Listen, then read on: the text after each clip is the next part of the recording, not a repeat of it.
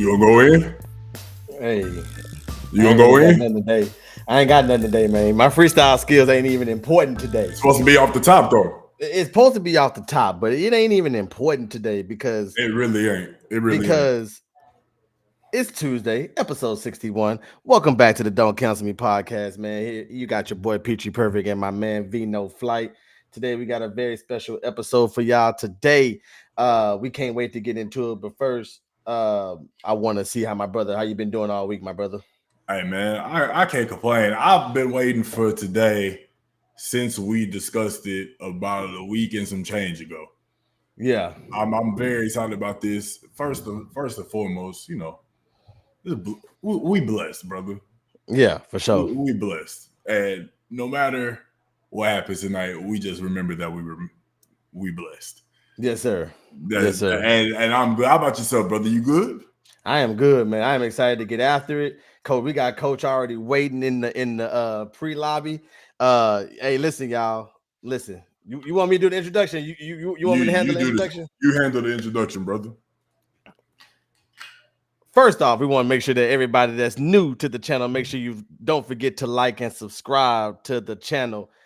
We go live every Tuesday night at 7:30 p.m. But today we was blessed to have a wonderful controversial cultural icon in a sense with us today. I know if you all have heard about the story in 2021 where there was in high school that apparently it didn't exist. And this past a couple weeks ago, HBO dropped a documentary on it called BS High.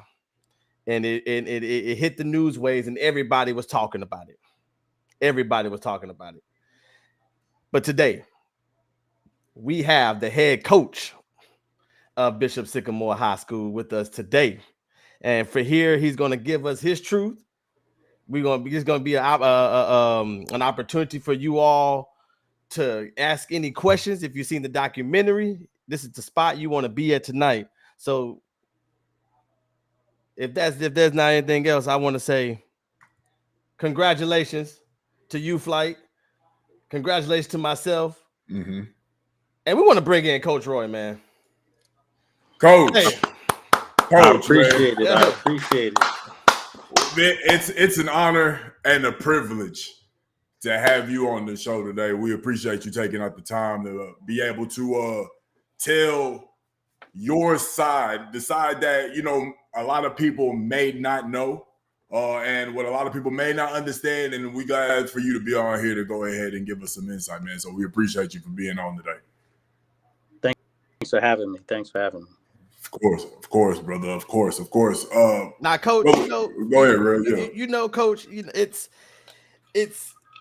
first of all, how does it feel to be talked about nationwide? Well, since most of it is negative, that's that little part of, I guess, that arrogance inside of me, right? So the fact that they talking, that means they'll be watching. So I appreciate it. You can understand that. I definitely can understand that. So let's start from the beginning. I know for those that have not seen the documentary, you about to get the documentary here, unfiltered, raw. You basically about to get the documentary. Let's start from the beginning. How did you get into football? Was it always been a passion? Was it always a love for it? Go ahead and speak to your football ties before we get deeper into the story. So the neighborhood I tell people, home for home, it was a percentage of college football players / some reason, you'd have to talk to some of the older guys in my neighborhood, where there were these two telephone poles in front of my church. And so, like I said in the documentary, we would go with my moms, my pops, and my brother and I would just be waiting to get outside to get it in you know, between those two poles. And I think, you know, and then just a mixture of my mom being from Ohio and my father being from really big, I think that just kind of, you know, influenced, you know, us to play football in my neighborhood a lot, because those guys were my Barry Sanders, those guys were my Emmett Smiths, those, you know, those were my guys. So that's how it all started. And so you played high school football, correct? Yeah, I played high school football, and then tried to walk on at Ohio State. I'll tell people I walked on, then walked off, and then I trained a 1AA school in New York, Iona College, and I was there back to Ohio to finish up my education. Got you. And also now you spoke on having an internship with the Jets.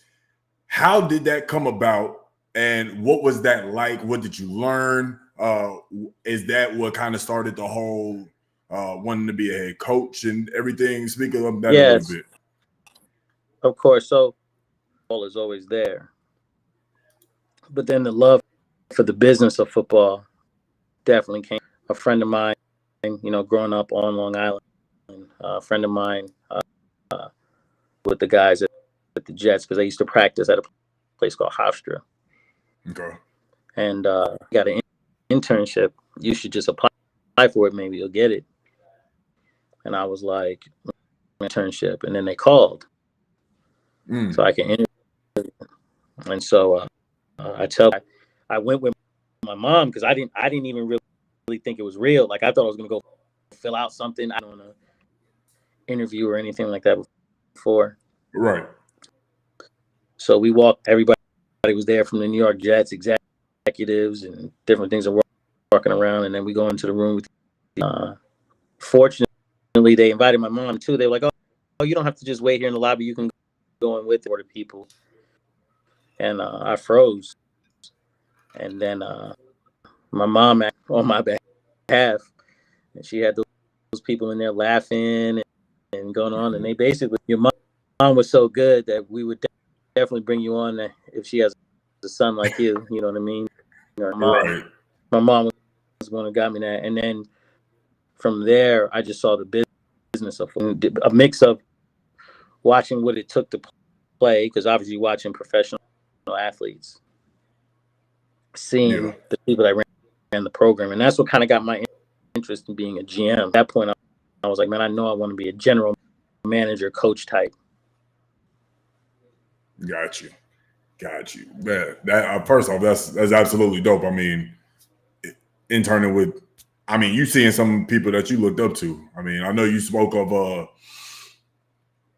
basically like, this is what you imagine God's creations being. Like, when you seeing these men of this size being able to move and do the things that they do on the highest of levels, it was different to see. And then obviously being next to Bill Parcells, who people consider a legend in the game of football. I mean, I'm sure that was also a privilege as well. Absolutely. You know, and seeing him from a distance too, you know, it's not like, you know, I sat down in his office and actually talked to him. It was just watching the way he moved. And, you know, they didn't get into this because I think a lot of it was there, but, you know, that was the first year Keyshawn Johnson was there. So I got to see Keyshawn just coming out of USC and how Bill Parcells dealt. So interesting. It was amazing. They obviously we'll get into how I mean, I think the doc was what, an hour 15, hour 20. If that I mean, I'm sure they left a lot out. We'll get into it. And so, you know, matter of fact, let's just go straight into it. For those that are tuning in, we appreciate everybody tuning in.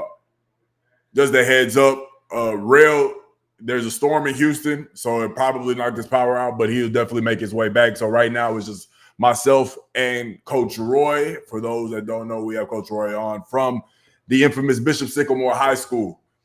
So let's start off with Christians of Faith, Christians of Faith Academy. In the documentary, there was spoken about how it was supposed to be a partnership, or not a partnership, but it was something that was through a church. supposedly funded by the church through insurance.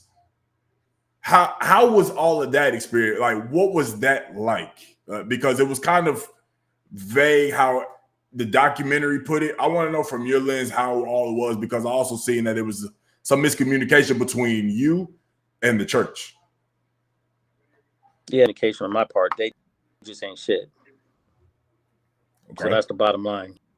So, you know, information that you look at, the church had a program called the Economic and Development Program, and that reach out and have different school projects. So they already had some schools that were affiliated with the church, just not. So the project that we working on, the economic development, was like, hey, we need to open up a school. You know, we had this nice large meeting with all different type of people from the community, and then their bishop decided to just pull the plug on it and say he didn't know anything about it. True, and that caused a lot of the donors and the people who were getting involved and working with it to now say, do with this, you don't know what to do with this, it's too sticky, it's too messy. Then they pulled out. So they pulled out. That's one of the, you know, when we get into what mistakes I made, I should have, but when I showed up back to like where we were having camp, like, hey, we don't have anywhere to go. And I think that's the part in the document that kind of set me off the wrong way with some of the F. There was two of them specifically. Like they were well aware that the church pulled the plug. Mm-hmm. So for them now to get on and say, hey, well, life is this, blah, blah, blah, blah, blah. This is the first time I've ever cried in my life. All that, you know what I mean? But again, this is their time for 15 minutes of fame. You say what you got to say to get the airtime. You know what I mean? So I don't really fault them for that. Where I also don't know if they did say that. Right. You know, I can't really get on them and say, hey, you didn't really say that. Why didn't you come in this situation? Why didn't you talk about how we got left? Why didn't you speak all those things? Because they might have, and that part might not just have made. I don't want to, you know, say too much negative. You know what I mean? I've said enough about the way that they spoke about myself and the way that they spoke about the program. Got you. Completely understand that. I'm gonna bring up a name, and I'm sure you probably know which name I'm gonna bring up associated with COF Academy. That name is John Brenham. Mm-hmm. What was that situation like? Because once again, that's another gray area that didn't really seem. There wasn't much explanation to that. Like, he was there for 6, 7, 8 months with y'all helping. He said his part, you said your part. It seemed like there was a little bit of button heads. What was that relationship really like for him to even jump on? Because he said he knew about coaching kids, and it seemed like he was on board, but then all of a sudden, you know, he didn't like the way things were going. Did he pick up on something that you didn't know about? Did you like tell him something and leave false hopes? What was that shit like? It was the same. I feel about him. I feel about him like I do the other players. You're well aware the church pulled out. Mm-hmm. You know the church pulled out, so you knew I was left with a bunch of kids that couldn't go anywhere. Now, when you're talking about there was no school, how could you say that, knowing that the church was involved in school that we were using? Okay. You know, you just fed into the hype. So, and the thing that irritates me with him more than anybody else is that he says things like, oh, I didn't want to even mention, I don't want to be associated with you. Then shut the fuck up. Like, if I don't want to be associated with my family, that I just do not want to be associated with him. So guess what? I don't bring up his name.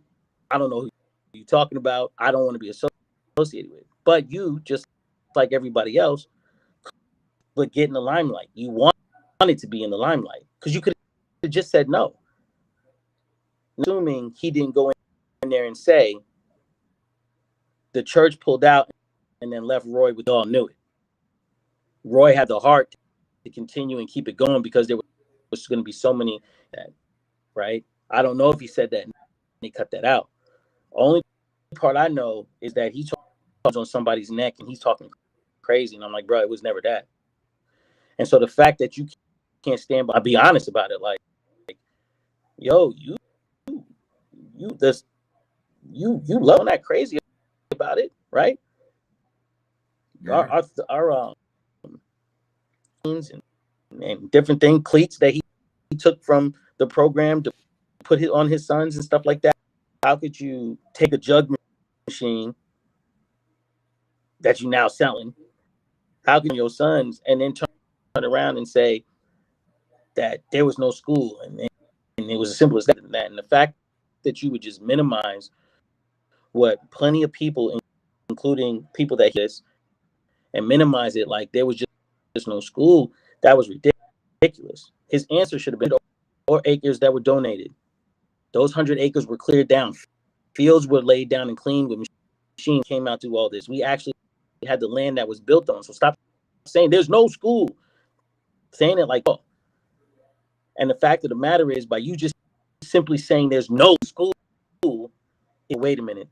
There was a church that was involved. There was 100 acres that was donated by another church. The architects designed it. You know the architects designed it because you were there when the architects designed it. This matters worse. He spoke at the presentation. Now let me ask you something, brother. If you speaking at the unveiling of the school, now turn around and say, "Oh, there was just no school," as opposed as if I just made up something. But he spoke at the presentation of it. He spoke presentation of the program at the church in front of like 150 people. Bring him on as the athletic director. So wait a minute. You mean to tell me you spoke at the presentation of this, jump on this podcast, talk a bunch of shit in the comments associated with you because of what you did and da-da-da. Nigga, I don't want to be associated with you because you can't control your own son. Where I'm coming from, my man. Don't throw stones when you got a glass house.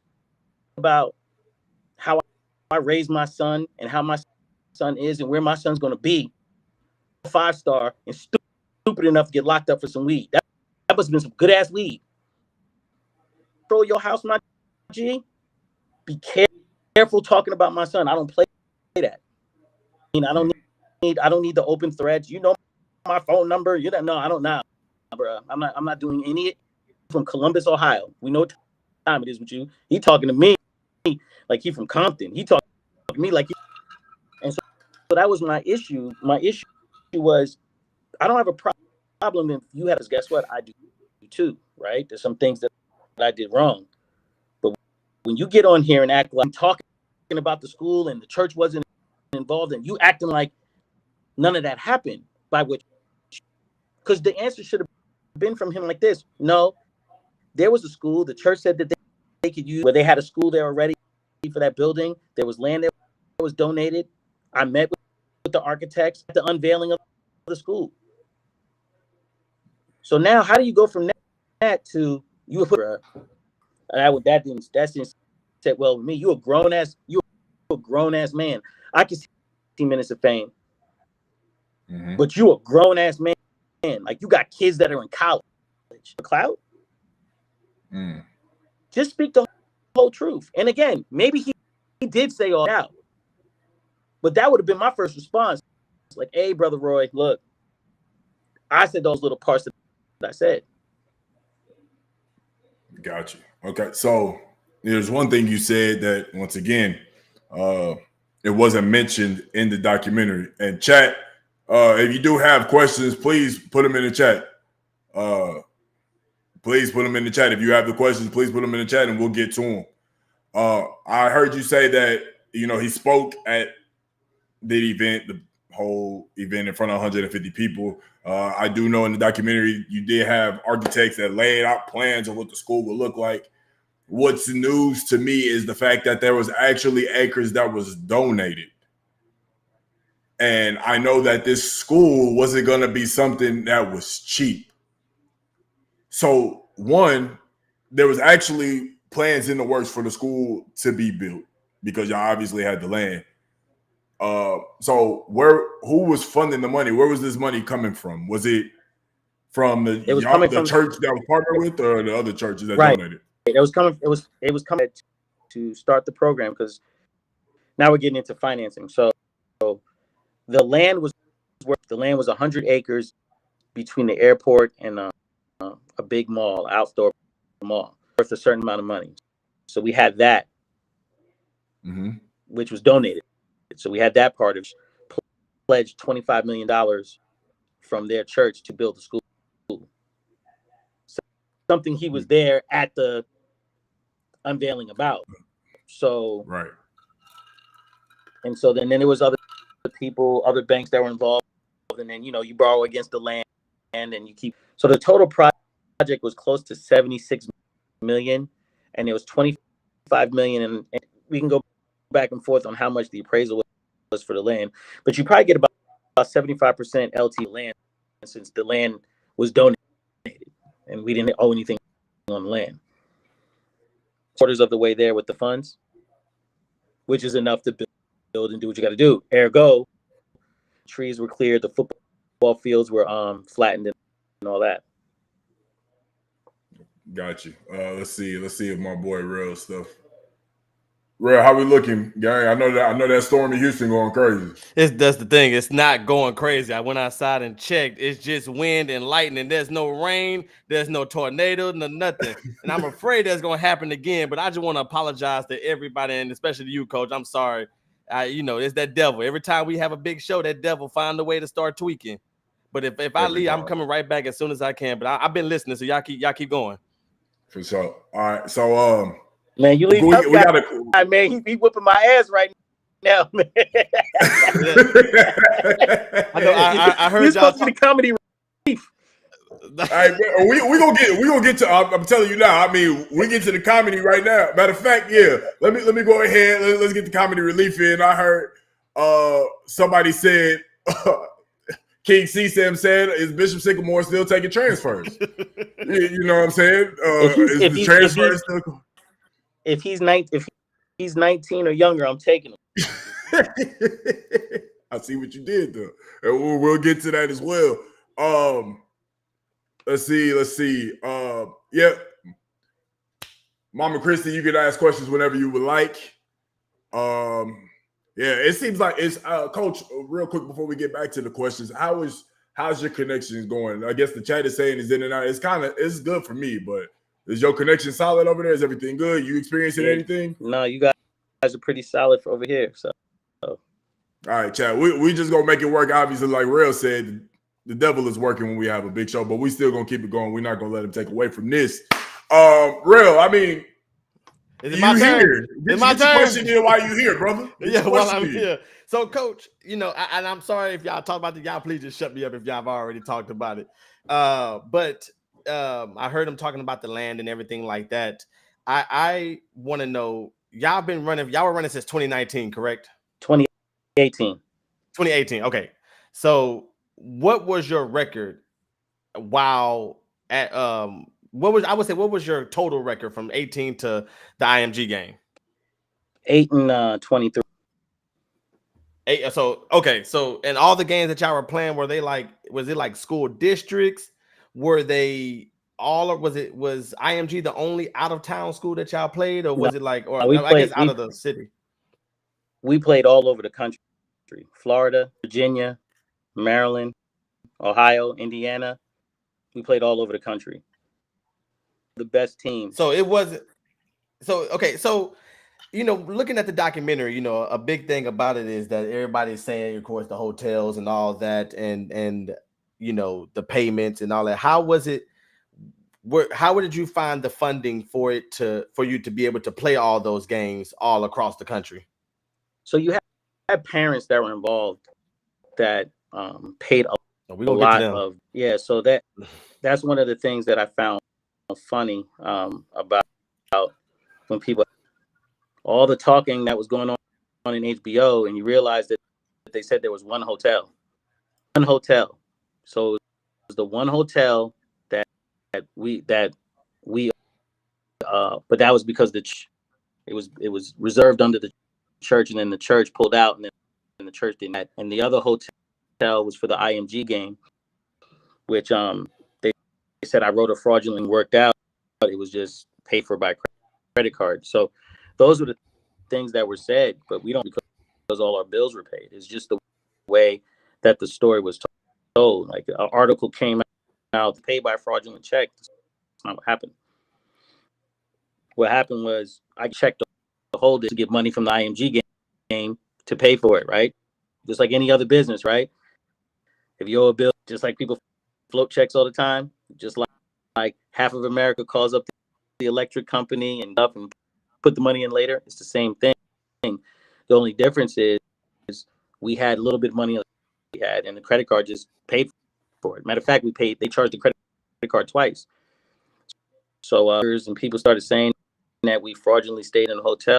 Well, guess what? It was really easy to figure out hotel, because that's what people were saying, and it was a fraud. It was different, and the hotel was like, no, they paid by credit card. It was just people talking, right? They had a thing that I said before. If I went around and had less hotels and didn't pay for any of the hotels, if I had 140 students in our $20,000 of PPP loans per kid, I would be in prison. No way around that. Mm-hmm. And because that did not happen, that would either that I have the greatest attorneys of all time, and rest in peace, Johnny Cochran's not here, or possibly it didn't happen. True. So you got to remember, documentary has put. I have no idea why those two students said I had kids filling out. So easy to be proven. In fact, a reporter called me and he said, I looked up all the more COF rosters, and he goes, a lot of those guys that were filling out PPP loan in 2020 but played in 18 and 19. He's like, so that's not making sense. Of course it's not, because I didn't fill PPP loans. I wasn't even around half of the people that they said mean. And so the people that said that they were PPP loans filled out, I don't know why they said that. I don't know what they thought. It's just simply not true. That's information that you can look up. So do you think, or do you feel that with that reporter calling you and saying that the PPP loans were filled out by players that played in 2018, 2019, do you feel that they felt that the whole football experience that they got at COF and / Bishop Sycamore wasn't something that they expected, and they was just like, oh, okay, I found a quick come up, and I'm just going to put him as the down man because of what he did to my football experience? Do you think they was just trying to throw you under the bus? All right. What do you think from that? Because if they came from 2 years ago and it didn't happen during the COVID years, I mean, it's not really adding up myself.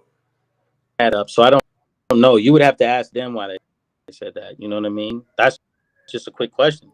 And I'll tell you that this much, and I found this out legally, because if they keep saying that publicly through over and over again, they're putting themselves in the line of fire. So right. I don't know why they on the documentary. I think maybe they said that. I don't know if they were referring to what I heard is Coach Roy was pressuring students to get, and there's not a single person on his team that would say I pressured them to do anything. Like, and as simple as that, I didn't pressure them to do that. And other faults of the mistakes I made, I didn't pressure them to go to class. Oh, man, you know, and that's the part of it that I don't like. You know, a lot of these mothers went on baby, my baby, and I'm like, you never talked to your son then, no kid. They were 18, 19 years old and experienced. Some of them had kids. So you mean to tell me this dude sitting up here talking about, coach, I got to run back my son, and his son is 2, 3. My son is 1. My daughter is 1, 2. You mean to tell me that now all of a sudden, mom, you want me to treat your kid like a baby? I'm treating them like the young men that they are. So stating back, I do what you said something about check holding for IMG. The IMG game. It wasn't something like how these colleges do. They play a smaller school, and the bigger school is paying them to play them. Was that so? IMG paid y'all to play them. They were supposed to, correct? So, but IMG never came through with their word. Is it because they found out what Bishop Sycamore was really about, or were they just Paragon just nenever sent the check? I don't know why.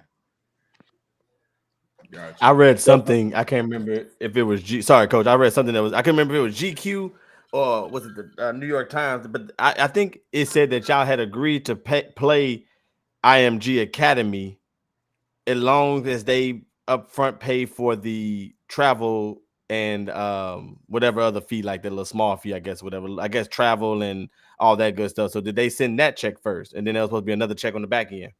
Well, they didn't send any. Been a check there, right?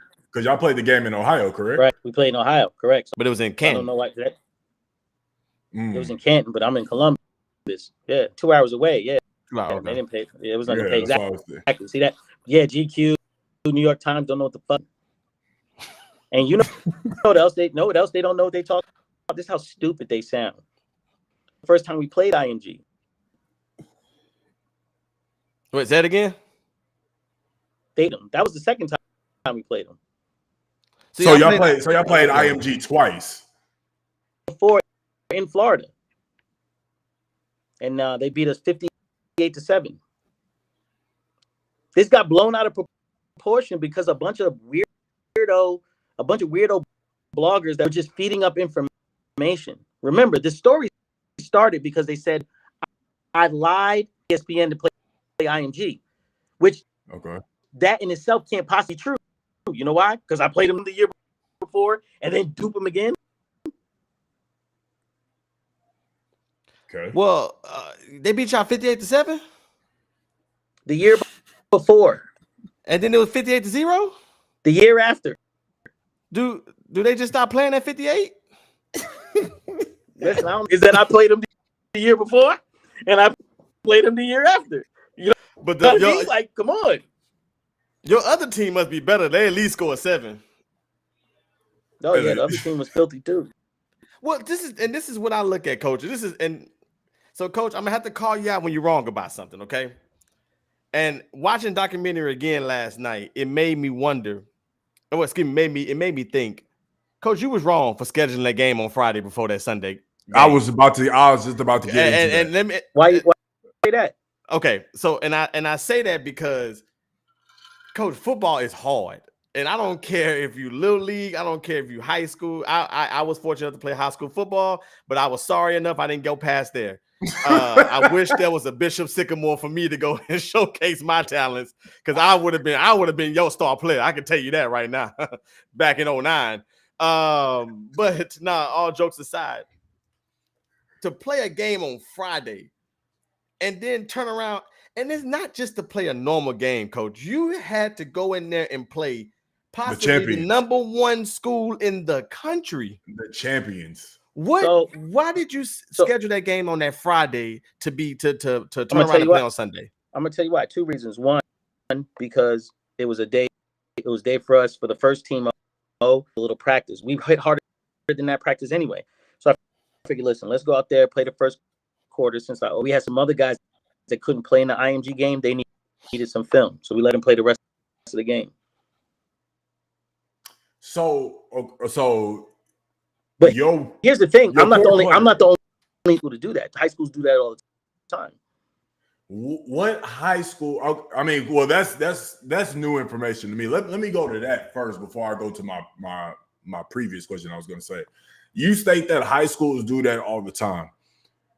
I'm from Houston, Texas, and a lot of people know that Texas football is life. Football is life in Texas.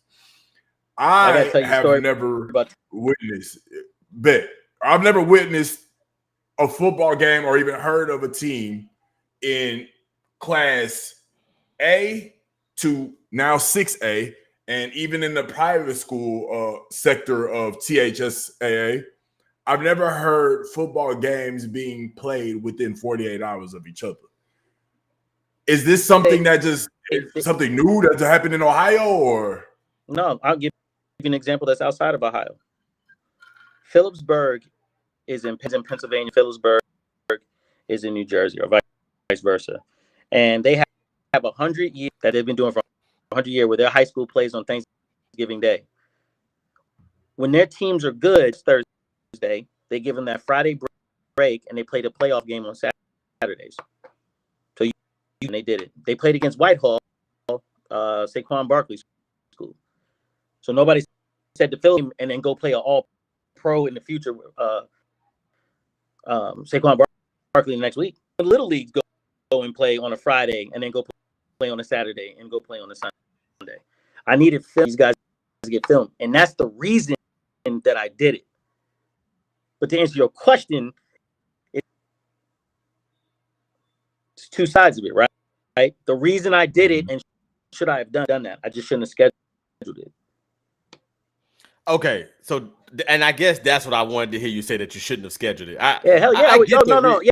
Yeah. Oh no. I'm not gonna dip from that. I'm not, like I said. But the reason I did it was because some of the players that I had that couldn't play in IMG, we needed, promised the guy that I would do that, and I was like, man, we need a good look at somebody. We need a good look, because we didn't get a good look the week before team. And I was like, man, we really need to look at this. So let's just play them on Friday. They play a quarter, get out of there, let everybody.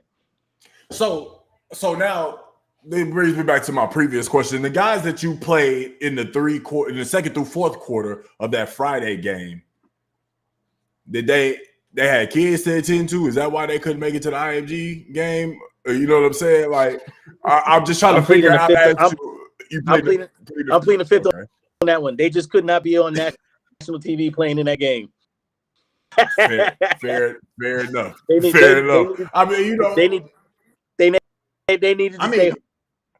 It seemed like y'all needed them as well, because I mean, you also had you had two people tear the ACL. Your quarterback damn near dislocated his shoulder. One person tore the ACL. The quarterback, I believe him, he was hurt. He tear no ACL. He's playing 7-on-7. It was his shoulder, right? It was his shoulder. I think it was his shoulder. It was his shoulder. But I believe Trill's not a liar, and Trill's not just going to say something just to be on TV. That's not his MO. That's not his mom. They good people. They just not like that. There's other dude, and that was it. Like, that didn't happen. I don't care what anybody says. He was playing 7-on-7 the next week. We thought we were still going to be playing. Teams didn't start quitting on us till later with us. So if he did tear his ACL, he was doing a lot of cuts there. So I mean, and I guess like I said, I'm not an orthopedic, so I can't tell you. I didn't see any of that, but he clearly was playing 7-on-7s and all types of stuff all that time, and then all of a sudden, $800 in a plane ticket later, he in Hollywood talking about he tore his ACL in his future. Speaking of not being an orthopedic coach, when the player went down, the team mama was out there. Correct. From the documentary standpoint. Now, before I ask one question, I don't know how to properly word this, but pre-ask another question. Okay. What was the duties of the team mom? No, I'm not. I really want to know, what was the duties of the team mom? Moms are there to support the team, bro. Oh, I know what they do in Little League. They bring orange slices and Capri Suns, and they bring the snacks out of the game type shit. Sometimes they're the head cheerleader coach. I understand that. But I'm talking about for you and your program. What was the duty of Trill's mom? I got to know, because I'm going to get to this later. She was. Stop. She was not a trainer. Go ahead. I'm sorry, coach. Go ahead. She was a supporter of the team. We had many team moms, supporter of the team. And then if you watch the film, you see that the trainers from the INF, we also had a nurse on staff. Stuff that they just didn't say. So remember, yeah. So the thing is, we had parents, we had people that were associated with the program that were nurses. having a trainer. So when you play a big team like IMG, like they already know, like in the contract that we signed with them, they'll say, okay, like we have our trainers there, we can send our trainers over and they'll tape up yours and everything else. And then we have nurses that were passed. So when you watch the film, they went out there and then you saw the other trainers on them. But not only that, at all games, there's a paramedic and a doctor there from the facility. Okay, so question. If I break my leg, helping me. Like, I don't know why people so gassed up about training. Shit. Hey, paramedic. I mean, everybody know that. What the fuck with training? Well, coach, the trainer y'all know what the trainers actually do in college football? They just tape. They tape and they assess the injury and say that, yeah, you probably tore your ACL, then they call the people and then you go from there. Right. They so don't necessarily do I skipped the step with the trainer. Coach, don't do that. Don't do that. Don't do that. Coach, no. I'm not going to let you do this on today. No, because you're already trying to tell me that the role of the team mom is to support. I know that's her job. I want to know specifically what it was, because the way she was speaking on that document, and the reason why I need to know this is because I'm going to get back to her later on in our conversation. But I just have to know. We're gonna nip this in the bud. Go ahead. What do you want to ask? Okay. So hold on. Okay, I'm gonna start like this. Coach, I think there was a lot of people that was wrong in this situation. I think you could have did things differently. I think the parents could have did things differently. I think the kids could have do things differently, as you heard in the video that prompted us even all coming together in the first place. I believe from the kids' standpoint, sometimes you got to go with your intuition. If something doesn't feel right, you shouldn't keep going. But we'll get to that a little later. As far as the team mom, you're there every week. And this is the problem I had with his mom specifically in the documentary. You're there every week. You see all of this. If it is as bad as you say it is, why did you stay in it for so long? Without saying your son, because I see how happy my son is. He didn't seem like he was that happy watching the documentary. I mean, yeah, and from my standpoint, he was just trying to get an opportunity to play, which I can understand, right? Right. I can understand that, but this also is something that me and Rel agreed on, is the fact that to his point, if you see something that you don't feel is right for your kid, why leave them in that situation instead, like taking them out of that situation to find something better or to work on finding something better than letting it build up to what it eventually did? So from your standpoint,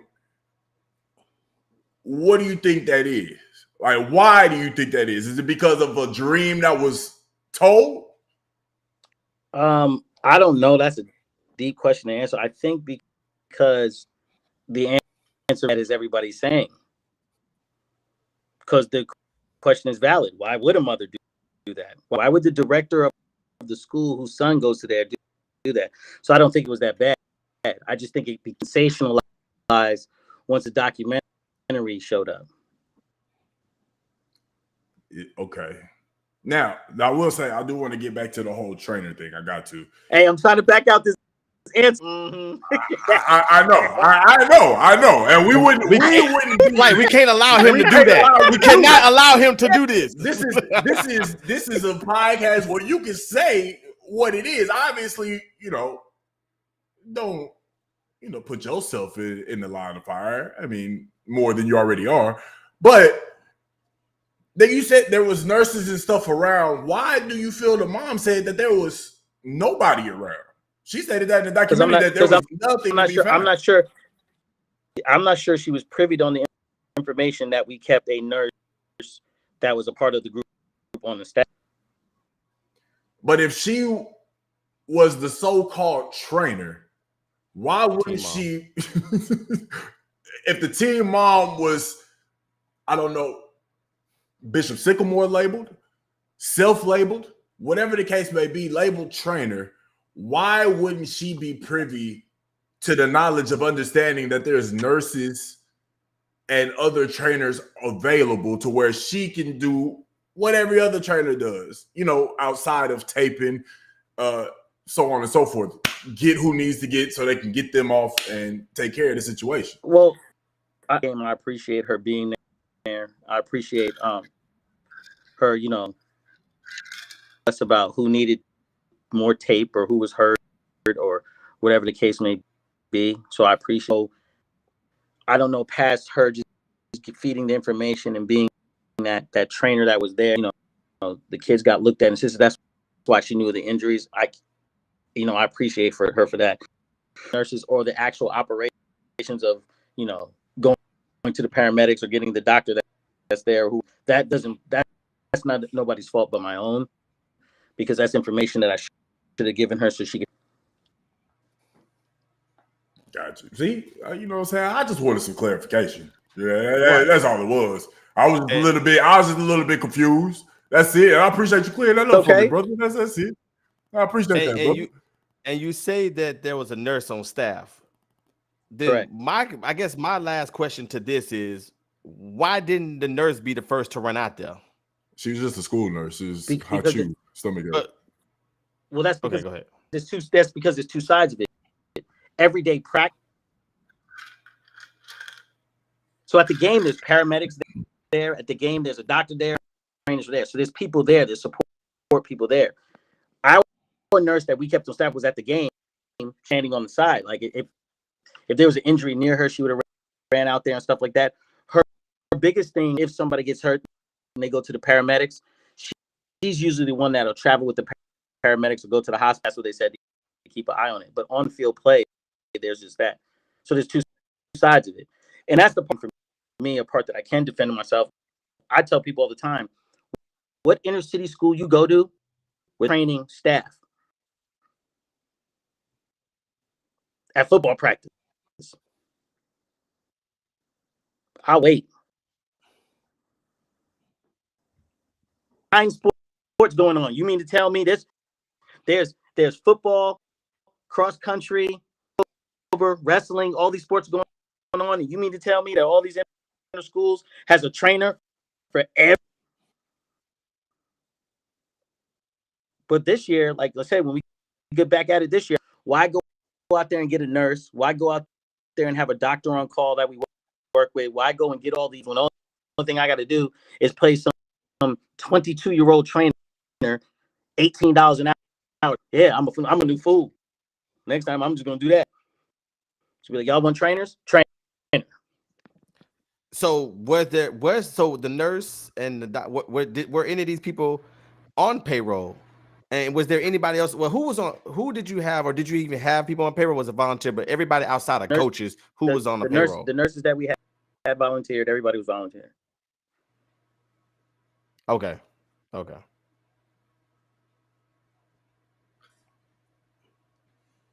Well, I was go figure out. So when you say everybody was volunteering, is this the other team moms? I'm just, once again, clarification, brother. This is clarification, brother. Yeah, I didn't pay Trill's mom any currency. Got you. Okay. All right. Well, in short, the team moms were volunteer nurses, trainers that brought Capri Suns and orange slices. And I'm good with that now. I want to go back to IMG. Yeah, go ahead, brother. So 58-7 and 58-0. I want to. When you said you was gonna let me off the hook, y'all wasn't playing, was y'all? Oh no. It's probably gonna get a little worse, but we're gonna get there. And brother, I'm pretty sure you done been through a lot of interviews and stuff of that nature. This is light, so at least we can make it fun. We're gonna make it fun. Nah, and this is light work for you. This ain't light work.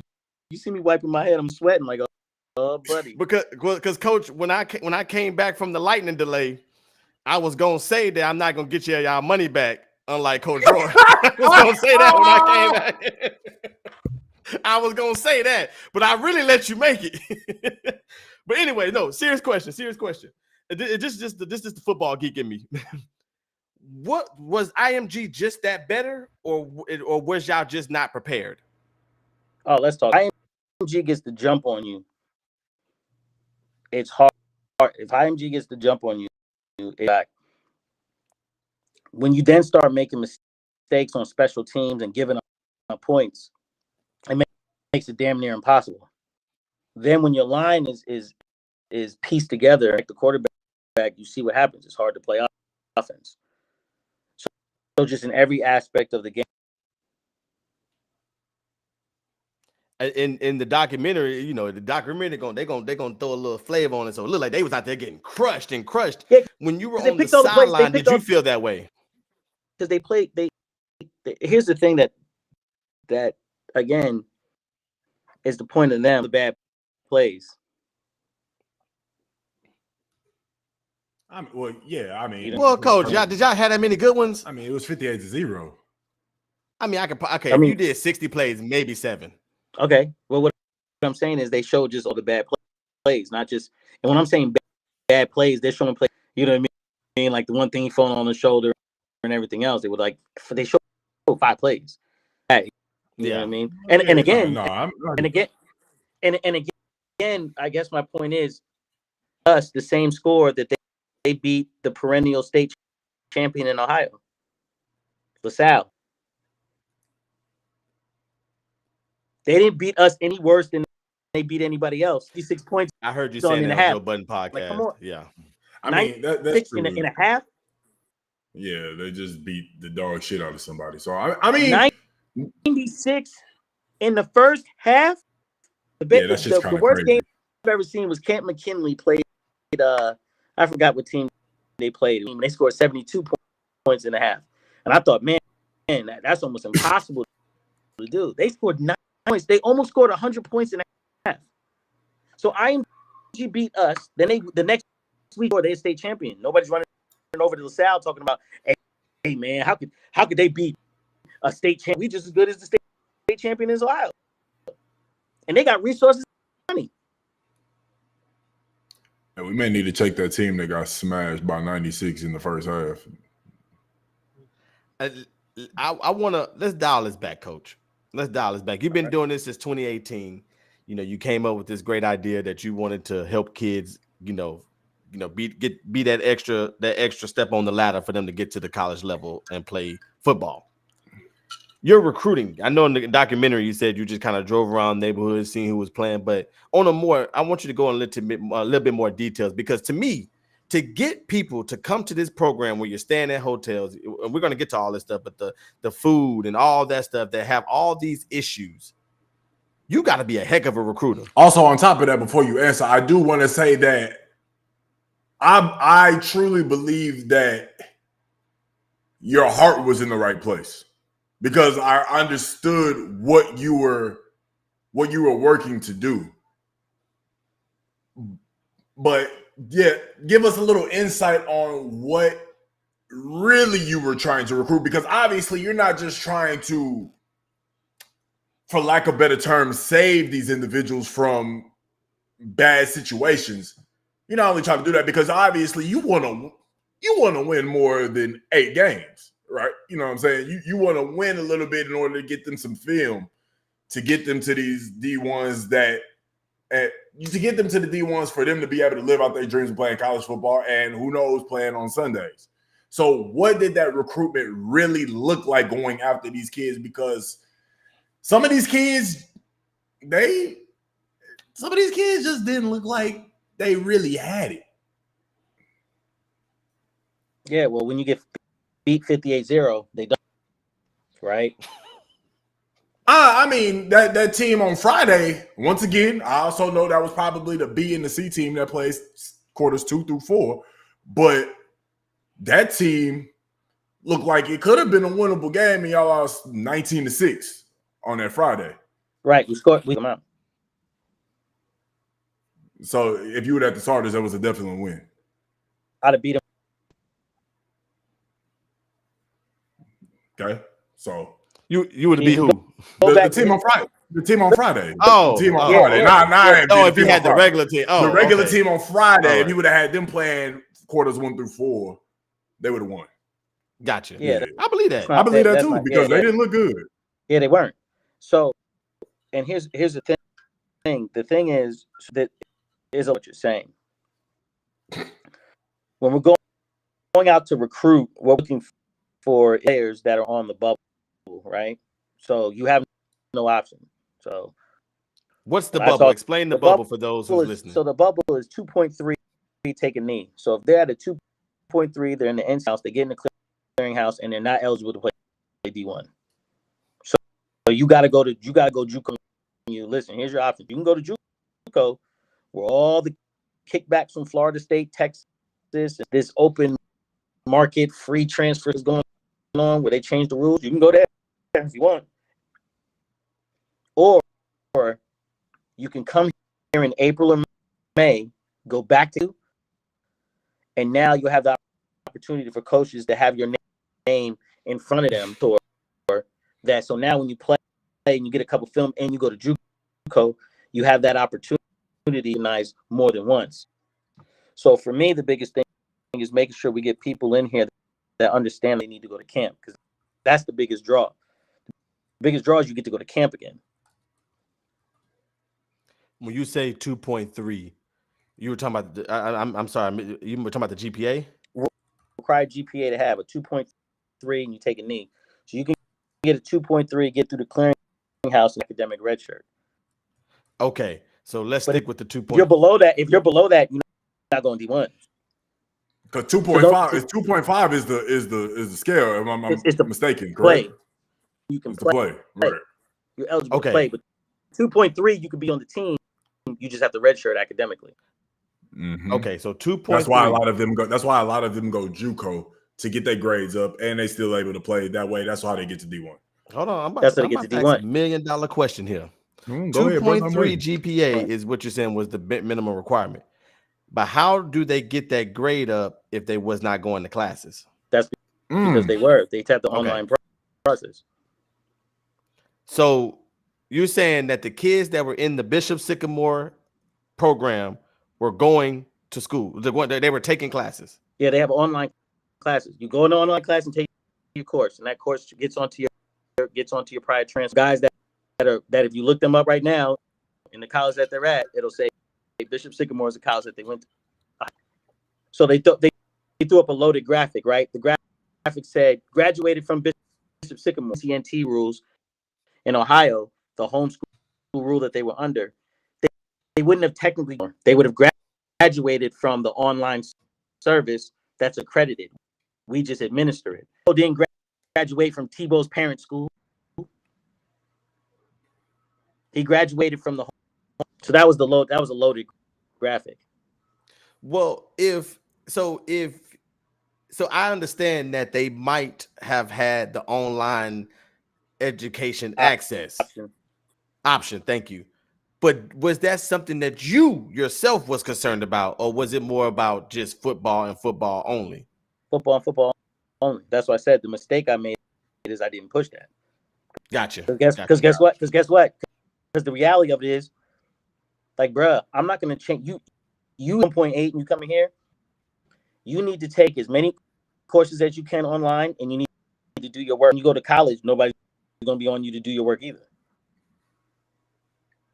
That's a very valid point. The ones that were focused on taking it, guess what? They woke up at 6 a.m. They pulled up their laptops, and there'd be 2 or 3 people there helping them with their work. And guess what? Those guys are in college. Those guys got extra credits and went to JUCO. They did what they were supposed to do. See, in a long enough argument, because guess what? When these guys go to JUCO, guess what they're not going to do? They work. And guess what? Coaches are still calling and sending DM messages like, hey, where's such and such player? Where is that? I saw him at camp 2 years ago. He should be up now. Make sure he sends the transcripts for me. Opportunity, you need to take advantage of it. Where I faulted and where I'm wrong, and there's no excuse everybody like that. So let me ask a question. Let me ask a question about your partner. Nah, forgive me, I forget his name. Peterson. Peterson, yes. What was Peterson's duty? Was he just all about football as well? No, well, he was, so his wife would cook and make meals, and then he was literally just an overseer of it all. You know what I mean? Oh, she was a team mom too. Make sure you talk to people. But no, like she was cooking and cleaning and everything else. She was like assistant. Got you. You know what I mean? So she was the one that I tell you why I get so frustrated with them. You know, I don't want to go to chemotherapy, leave chemotherapy, come and cook for niggas.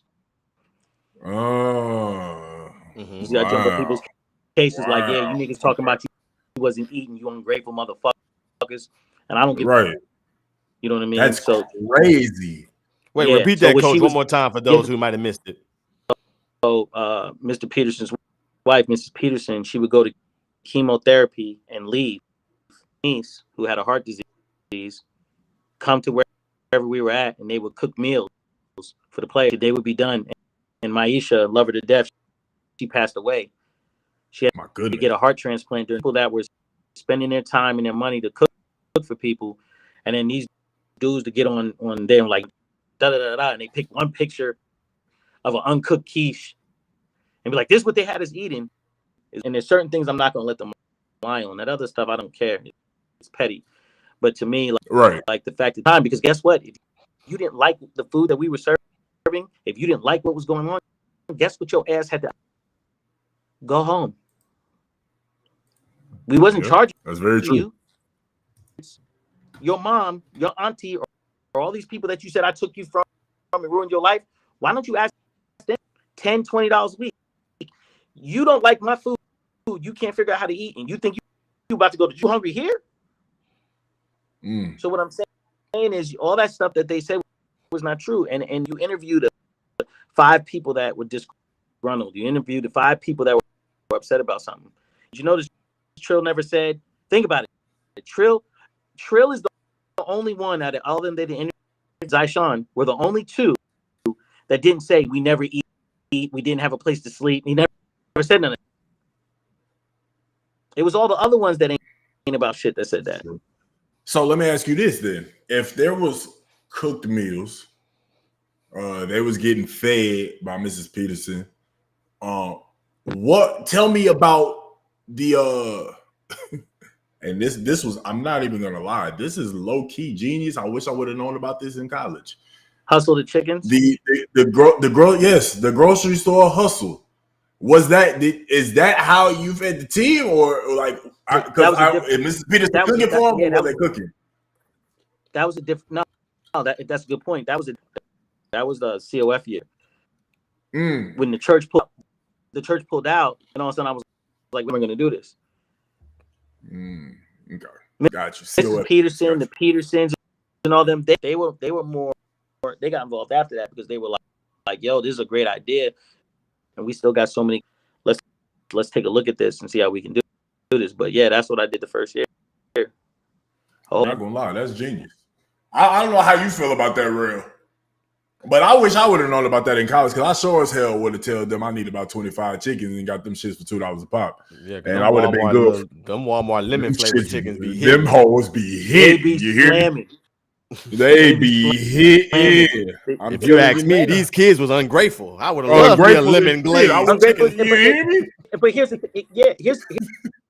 part of it that's so irritating. And I'm just saying this to keep it up front, because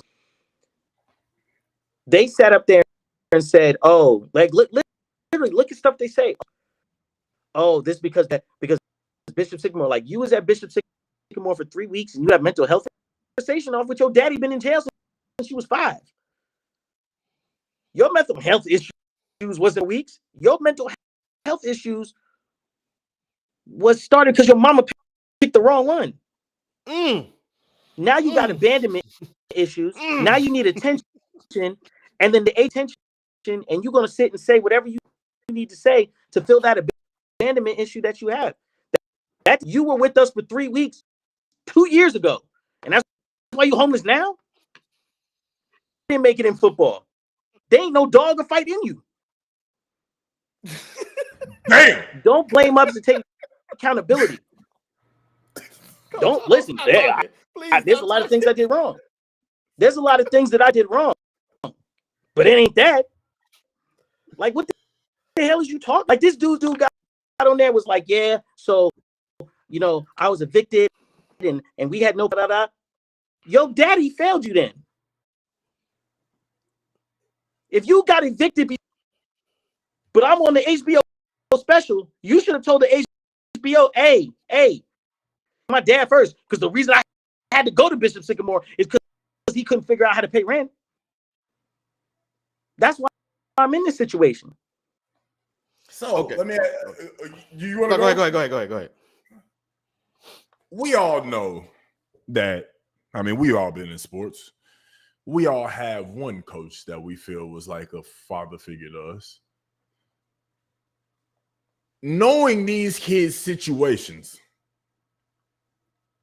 knowing that they probably didn't have a true father figure that was supposed to show them the manly duties. What do you feel like you could have done better to help them out instead of, you know, filling the ladder? Just leave them at home. Leave them at home? Leave them where they was at. There was too many other young men that came from the same situations or worse. I'm going to do whatever I need to do to get this film. I'm going to make sure I get my work done. I'm what I'm supposed to do. Period. So let's go ahead and let's just go ahead and lay the baseline on them, and that way we all understand. When it came to getting these kids off the streets, out of their situations, getting them out of the terrible situation that they was to get back to playing football because they felt like there was some structure, they didn't have fathers in their lives, shit like that, this, that, and the third. You didn't really You didn't really care about all of that shit. You just knew that they wanted film. You was trying to get them to the next level, and that's all it was. Everything outside of football, outside of them lines, it wasn't your concern. You was just caring about football. Am I right or am I wrong about that? That's 55th kid named Kadeem. His father had passed right before he joined us, and my mother had passed. So I spent a lot of time with him talking about healing and talking about moving forward and talking about coping skills. He had the attitude of, I'm going to do it and help. If the kid had an attitude like that, we're going to help. That's one of the things that I'm going to change. I'm going to have therapists all in the program because it seems to me that there's no right answer to that. Kids we did help. A lot of kids we didn't help. A lot of kids wanted help. A lot of kids didn't. Probably taking more time to take assessments and evaluations of these young men, I probably would have known, hey, I'm not babysitting you. I'm not your father. Right. I'm not your mother's boyfriend. That's not why I'm here. I'm here to provide you with an opportunity. And if you can understand that this is out, you got to get it. Now, if you expect me to correct all the mistakes that your mom and your dad made in the 3 months that you with me, you a damn. Next time I'm gonna have therapists there, so when they come in to why they want to continue to smoke weed, why they don't want to go to practice, why they don't want to do this, we're there to diagnose them. So this way we know, hey, you need to stop playing football and you need to be over here speaking to why you don't want to do what you're supposed to do. Because the only thing I can present is an opportunity. Let them go into the real world. Because I don't have a badge and carry a gun. Okay, well, I'm with you on that. But Coach, how many years did you play football? Like just in past? Did you play as 6. a kid? 4 years and 2 years in college. Well, you said you played high school 4 years? Okay. 2 you years didn't have a coach that you kind of looked up to? See, okay. So all right. So let me go with this. I think that is the difference. I know difference. myself. That's the difference. I have my father. My father's been great, and with Flight, we're not gonna talk about your. Hey, you leave my no good daddy out of this shit. But hold on, I'm fine, real. Coach. Just I'm to catch fine. you up, he ain't seen his dad in a while. His dad invited him to play pool, but then beat him in pool, and he.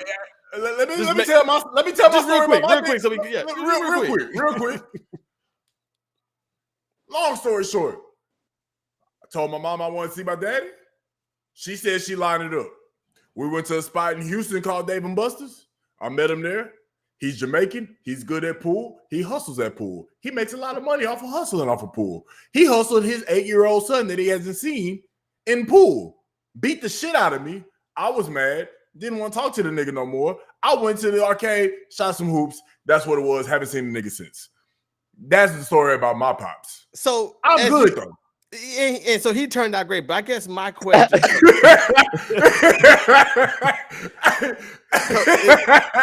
it's a don't cancel me favorite. That story was a don't cancel me favorite. But I'm sorry, bro. I'm not laughing. Hey, no. I'm sorry. No. It's okay. We all laugh. It's fine. We all laughed. I still laugh to this day. Shit. I don't wish harm on the man, but I really right.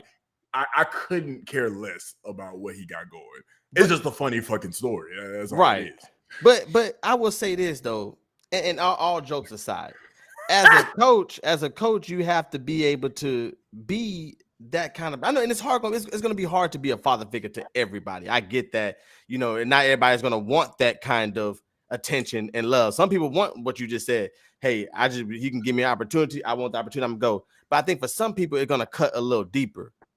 And so, I feel like, especially as you're getting ready to start trying to get it back up. Well, not try. You are in the process of getting it back going again, and you're about to be playing again soon. You're about to have more kids.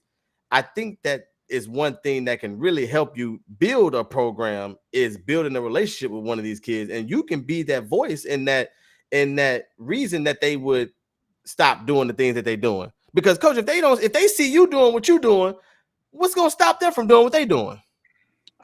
I think that's more of a role for 60 years old. You know what I mean? He understands that, been around a long time and stuff like that. That's not, and then, like I said, good, bad, and different is, keeping it 100. Yo, something to y'all.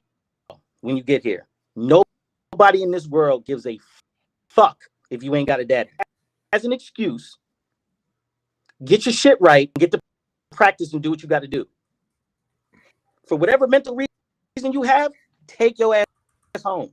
Because guess what happens when you get to college? Don't give a fuck. Everybody, half the team was there and didn't have a dad. Most of them did with what? You have to have a reality here. You have to have a reality check. This is what reality check is. The police department does not care. The schools do not care. To me, Roy, come on. The reason I'm smoking weed and not paying attention today is because I don't have a dad. You have to make that decision to change.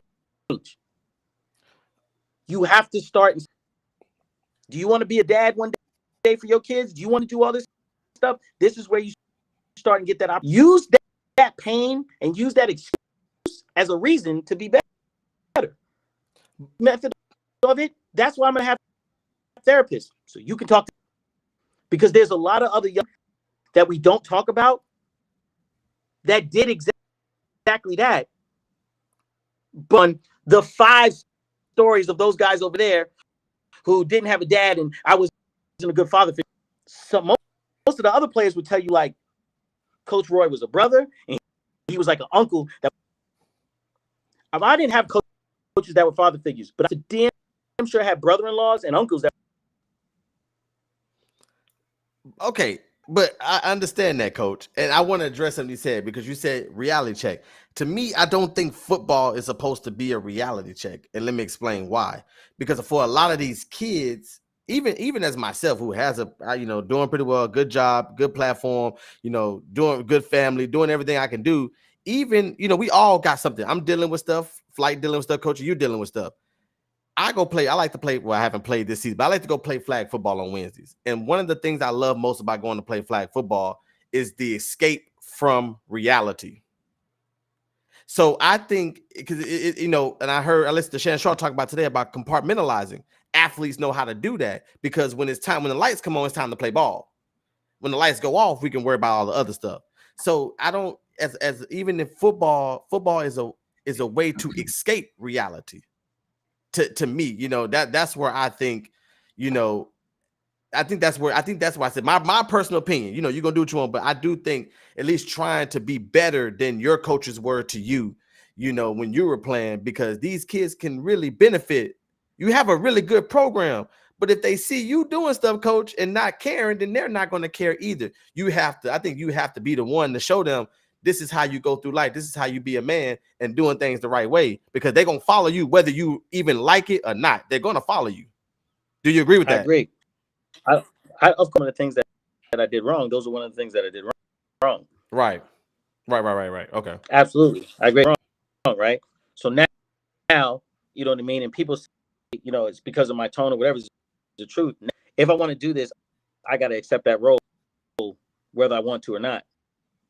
Right? Because, and one of the things that I will grow to have is more patience, right? Because I have even less patience now that I'm seeing them going on TV talking crazy. When like I said, it minimum all the kids who did work hard. It takes her from all the kids that didn't have to. Do you know how many players we had that did a mother hour in college? They would say the exact opposite. They literally say the opposite. Was what it is. And if we had a problem, come talk to them, work it out, and then we'll get. But other ones are going to say the ones that they put in the interview, their life was worse. So I'm just going to take that on the chin, and then take more of a father and less of a uncle, big brother role, even though we got kids the same age.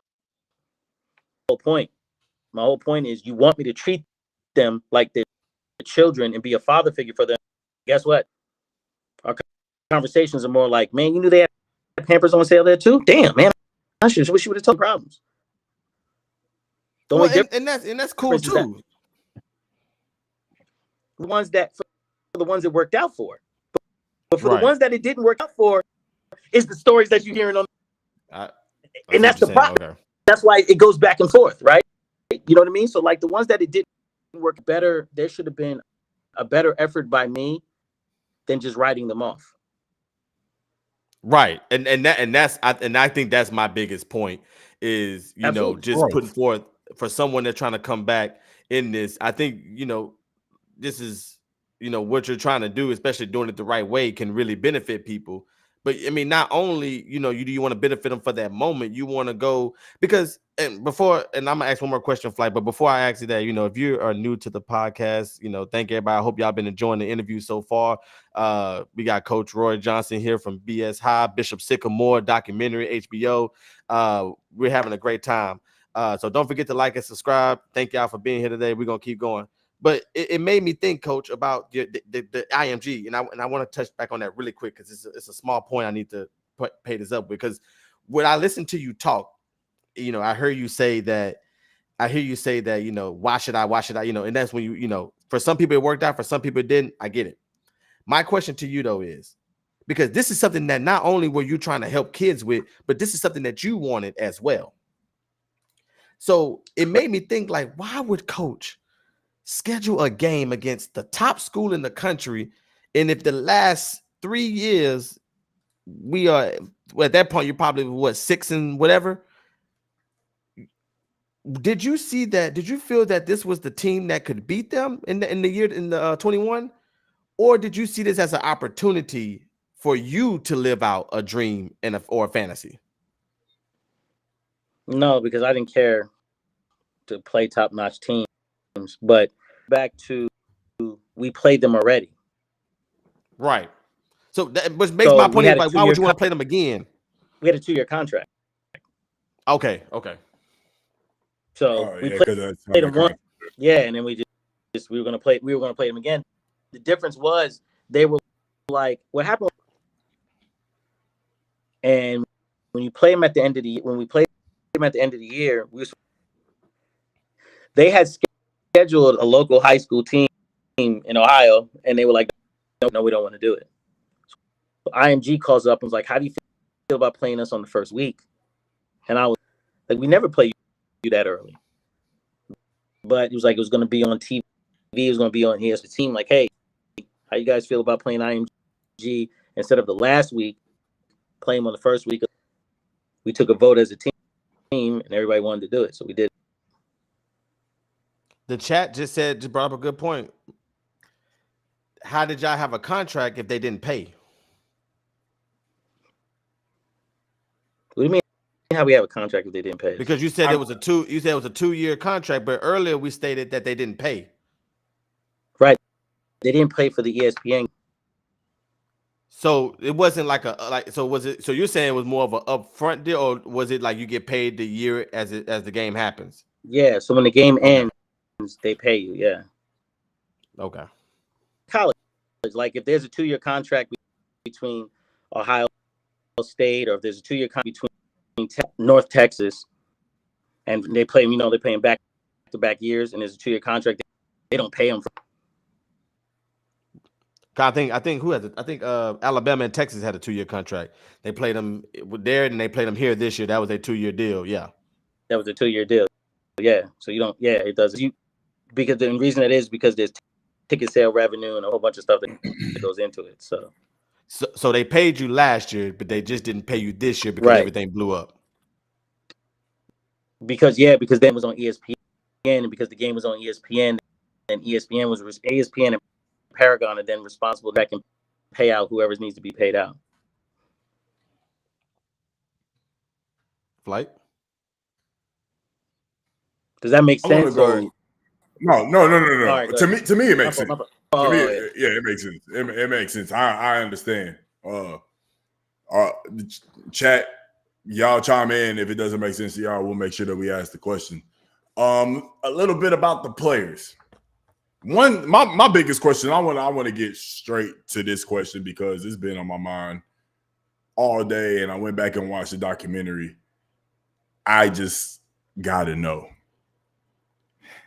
Did the University of Oklahoma actually reach out to your cornerback Pahokee? How'd you know that? How did I know that? It was stated in the documentary. Y'all stated, and when it was stated was at the end, because I guess it was you had your interview, and then it circled back towards the end where it was you and Mr. Peterson talking to the documentary team. They had y'all watch the videos of the players because I'm assuming that the players got interviewed after you.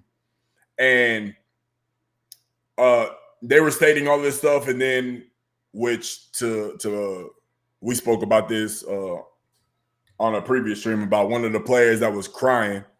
It was one of the videos that y'all showed, and then they showed something about so hard to get that tear. He was trying so hard to get that tear out. And he said, "I swear, man, I ain't never cried." And if it was real emotions, it was real emotions. I mean, just from the viewer standpoint, it looked like it was forced. I'm not knocking, hey, brother. Just from my crying experience, from my crying experience, from the stuff that I dealt with, especially with sports, and I've dealt with some hooping things that didn't go right. I also didn't have a documentary that was going nationwide, was on your side. But at the end, it was at the end, you came in and you was like talking to Peterson in anger, saying like, how could Pahokee say that? OU just reached out to me about him. Because I was wondering, so they had Venables was over at Clemson on our camp tour. We had visited Clemson. Okay. And they liked him at Clemson. But and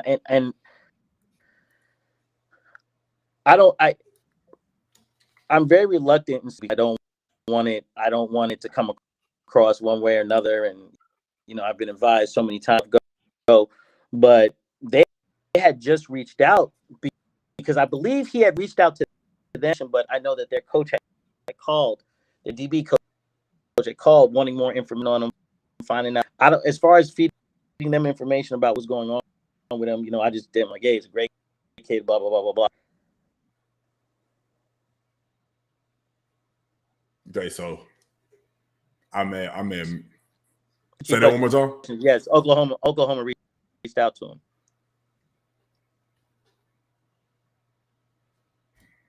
So what was the timeline of OU reaching out to you about him and the documentary happening? Like, obviously the communication wasn't there between y'all because of all of this. February. So Oklahoma reached out the December of 21 him, and then reached out again in May of 22.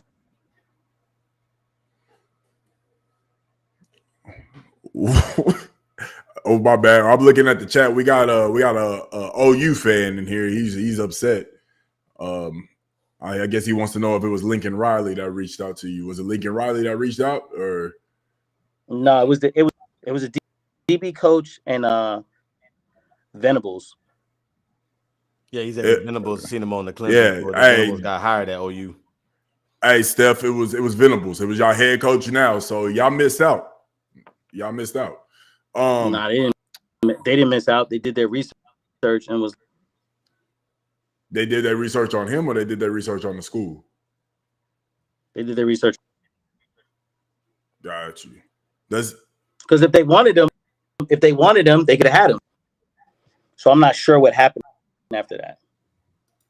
So, and you'll be able to answer this better than me, obviously. But if they wanted him and they could have had him, then why?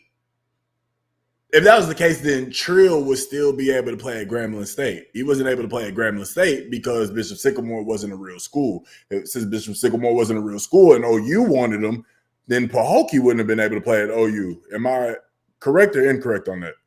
No. If we talk out the logic, then if that's the case, there's no other kids playing college football. And there is. I did see that was one player. I seen that too. I forgot what was it Mario? Was it Mario? I know his last name started with A. Agent. I think it's Mario. Yeah, Mario. He played. He walked on at Louisville. Louisville. Okay. There's Sterling Buckhalter that plays at University of Cincinnati. Okay. Yeah. So I'm glad that you said that, because now I want to know a little bit about the players that weren't on the documentary that actually are playing on a college football team. How many of them are there? Obviously, we know about Mario, and then Sterling, you just told us. Those are two. Trill had an opportunity, but it got taken away from him. So I guess technically we can kind of say three, but how many more players in your program in the 4 or 5 years that you were coaching was able to go on and play at the next level? 40. Now, so you Carter that went to Akron. You got Gerardo Delegati that's at Colgate. You got Javen Piero. You got and a whole bunch of JUCOs, but you got Jeremy Aborn, and he played. So I mean, Coach, you're telling me there's 40 people that played collegiate football that came from Bishop Sycamore? Correct. And I just gave you names that you could look up. And y'all lost 58-0? Well, it wasn't all on one team, brother. God, I mean, before most of them had to be on the team together. It's only been 4 years. Listen, but even if I split it to 10 a year, 10. Yeah. Hold on. To Coach Roy's point. Okay. To Coach Roy's point, and to OSHA's guidelines. Okay. Some of these brothers was probably 19. They was pushing the limit. Correct. So they couldn't have played on the same team because 19 right. is the cap. 20. If 19 is it 19 or 20? I thought it was 19. I found it. Go ahead. That's great, because OSHA guidelines didn't change, because if I'm not mistaken, in the documentary they said it was 19. OSHA guidelines. Once a student attains the age of 20, the student will no longer be eligible for interscholastic athletic competition, notwithstanding where that 20th birthday falls in relation to the sports season. So there, I mean, once again, Coach Roy is recruiting. That's a very loaded. Allows for other sports to kind of dance around it, but for football, they stay on it.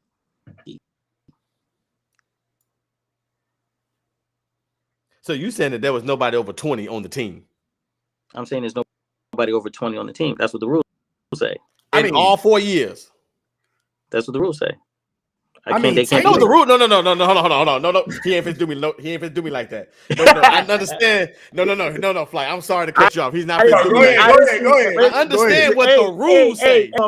For me, I did not know of any kid that was over the age of 20 that violated that we don't belong to. Being on the team. I know what that means. I know what that means too. And there was no proof of anybody being over the age of 20. And I'm not OSHA. So what you're telling me is that you were not aware. So if there were any kids that were over 20, you were not aware of it. It's because they falsified their documents that they had to like bring to show. Oh, coach, but you turned it back to them. Oh, come on now. Yeah, you damn right it did. Let me tell you something. That smile is legendary. In that documentary, made that smile legendary. But what you're not supposed to do is try to play me, coach, because I understand. No, I'm not trying to. Nah, you know I ain't gonna do. No. Yeah. Let's be serious. If a player was 19 at the said, we let them play. Okay. So that answers your question. So no on the team. I didn't have any 20-year-olds on the team. So what about the junior that Flight brought up? I think you brought it up earlier that went to the JUCO, I believe. That they said he was listed as a sophomore at the JUCO. What do you have to say about that particular situation? Mikos Todd is his name? Yes. Yeah. Mikos, I'm not putting his business out there. Mikos had his story was unique. So I got a recruiter now, and he had called me. He said, "Hey," he was like, "I got a kid named Mikos Todd." I was like, "Why?" He was like, "He's 19 years old. He'll be 19." He had gotten into a little bit of trouble. And Mikos had an Alabama offer and a whole bunch of other stuff. He needed the opportunity, so I was going to give it to him. Mikos, honest too. I want to go ahead. I don't regret those at all. Like I don't, and I get questioned about him all the time. And I'm like, he needed that because nobody else was going to give it to him. And you talking about the kid that had an Alabama offer. Think about that. Could you imagine you had one mistake and don't nobody want to touch you with a 10-foot pole because of one mistake that you made when you were 17, and you're trying to get into JUCOs and people are throwing you out of JUCOs and you just need to get a little bit of film, but more for Mikos, he just needed to get back to camp. And by bringing him on into the program, we State camp, he went to a bunch of other camps, you know what I mean, and opened up some doors from Syracuse that saw him. And then, he ended up may be, and that's where you guys can get me. And that's where I want people to hold me accountable for. I should have did more. Mikos didn't get on there and lie and try to make some story up or anything chance. And he deserved it. You know what I mean? And I failed Mikos. So how old was Mikos when he was on the team? He was 19. 19. Yeah, because you could look up his record. That's what made me sick about all these damn bloggers and all these people. They just kept constantly talking about criminals. And it was like, yo, they just needed a second chance. You know what I mean? And Mikos is like a brother to me. So I'm gonna give you every opportunity. I don't care if you was in JUCO, you left JUCO, got thrown out, whatever the case may be. Coach, that's the problem. He was like a brother to you. He should have been like a son. He can't be a son to me. A son to my son's age. Huh? He got a son the same age as me. Who got a? Hold on. Yeah, bro. It was in the doc. Hold on. Okay. Yeah. My son's a baby. Like, that's my point. You get what I'm saying? Like, yeah. Like that's my point. Charles Barkley. I'm not your role model. I'm your equal. I'm 6'2". And that's why I made the mistake. And now we need to change that mistake. And then we need to implement and act more like I need to act more like a father figure, like an uncle, than I do. So Okay, so that was a lot. That's a lot to because that was first of all that was a great question, Flight. I think Well, that was like you don't understand. Like that one hurts my heart. Like you guys look up like should be in the league. So And I failed. okay. What? Yeah, I think we about to go to the same question. Go ahead. What? Without incriminating anybody, I mean, it's already been done, but still don't want to incriminate anybody. What exactly was it that he did for colleges to deter away from him if he was that damn good? Because I don't know how it is in the football world because I'm a hooper, but I've come across some hoopers that played on major D1 teams that, it caused some cases. Now, they caused some cases there. They played a little bit, and then they ended up letting them go. And then they had to go down to a different division, but they were still able to go ahead and play. And I mean, toting guns, shooting at people. They was locked up for a little bit, but they still was able to get a chance to go and play at somebody's college, and maybe not at a high-profile D1 because we all know how NCAA works, and especially when we're talking about high-profile Power 5 conferences, they have a reputation to uphold. So you're not going to see too many people that have quote-unquote records in those Power 5 conferences, but they're still able to go and play at very, very good schools just in different divisions. What did he do that deterred him from everything that made him go to, which goes to question 2 of this, the hybrid high school prep school, which is I just look up what Mikos did. I can't give you all those details. All I know is I received a call about him, but I got word for word, verbatim. mm-hmm. I got a kid that you need to take a look at. Mm-hmm. He got into a little trouble and has been jammed. He needs a place that he can go and just reset and then go from there. And I was like, well, we gotta give him a shot. I don't care about the backgrounds, right? I don't look into that. You know, a lot of it happened to be. Go ahead. My bad. I got a question. You can finish it. I got a question after. But I think and I feel that with Mikos, we had just lost a player. I think it was Kyrie Young. And the Maslin coach had just called us up.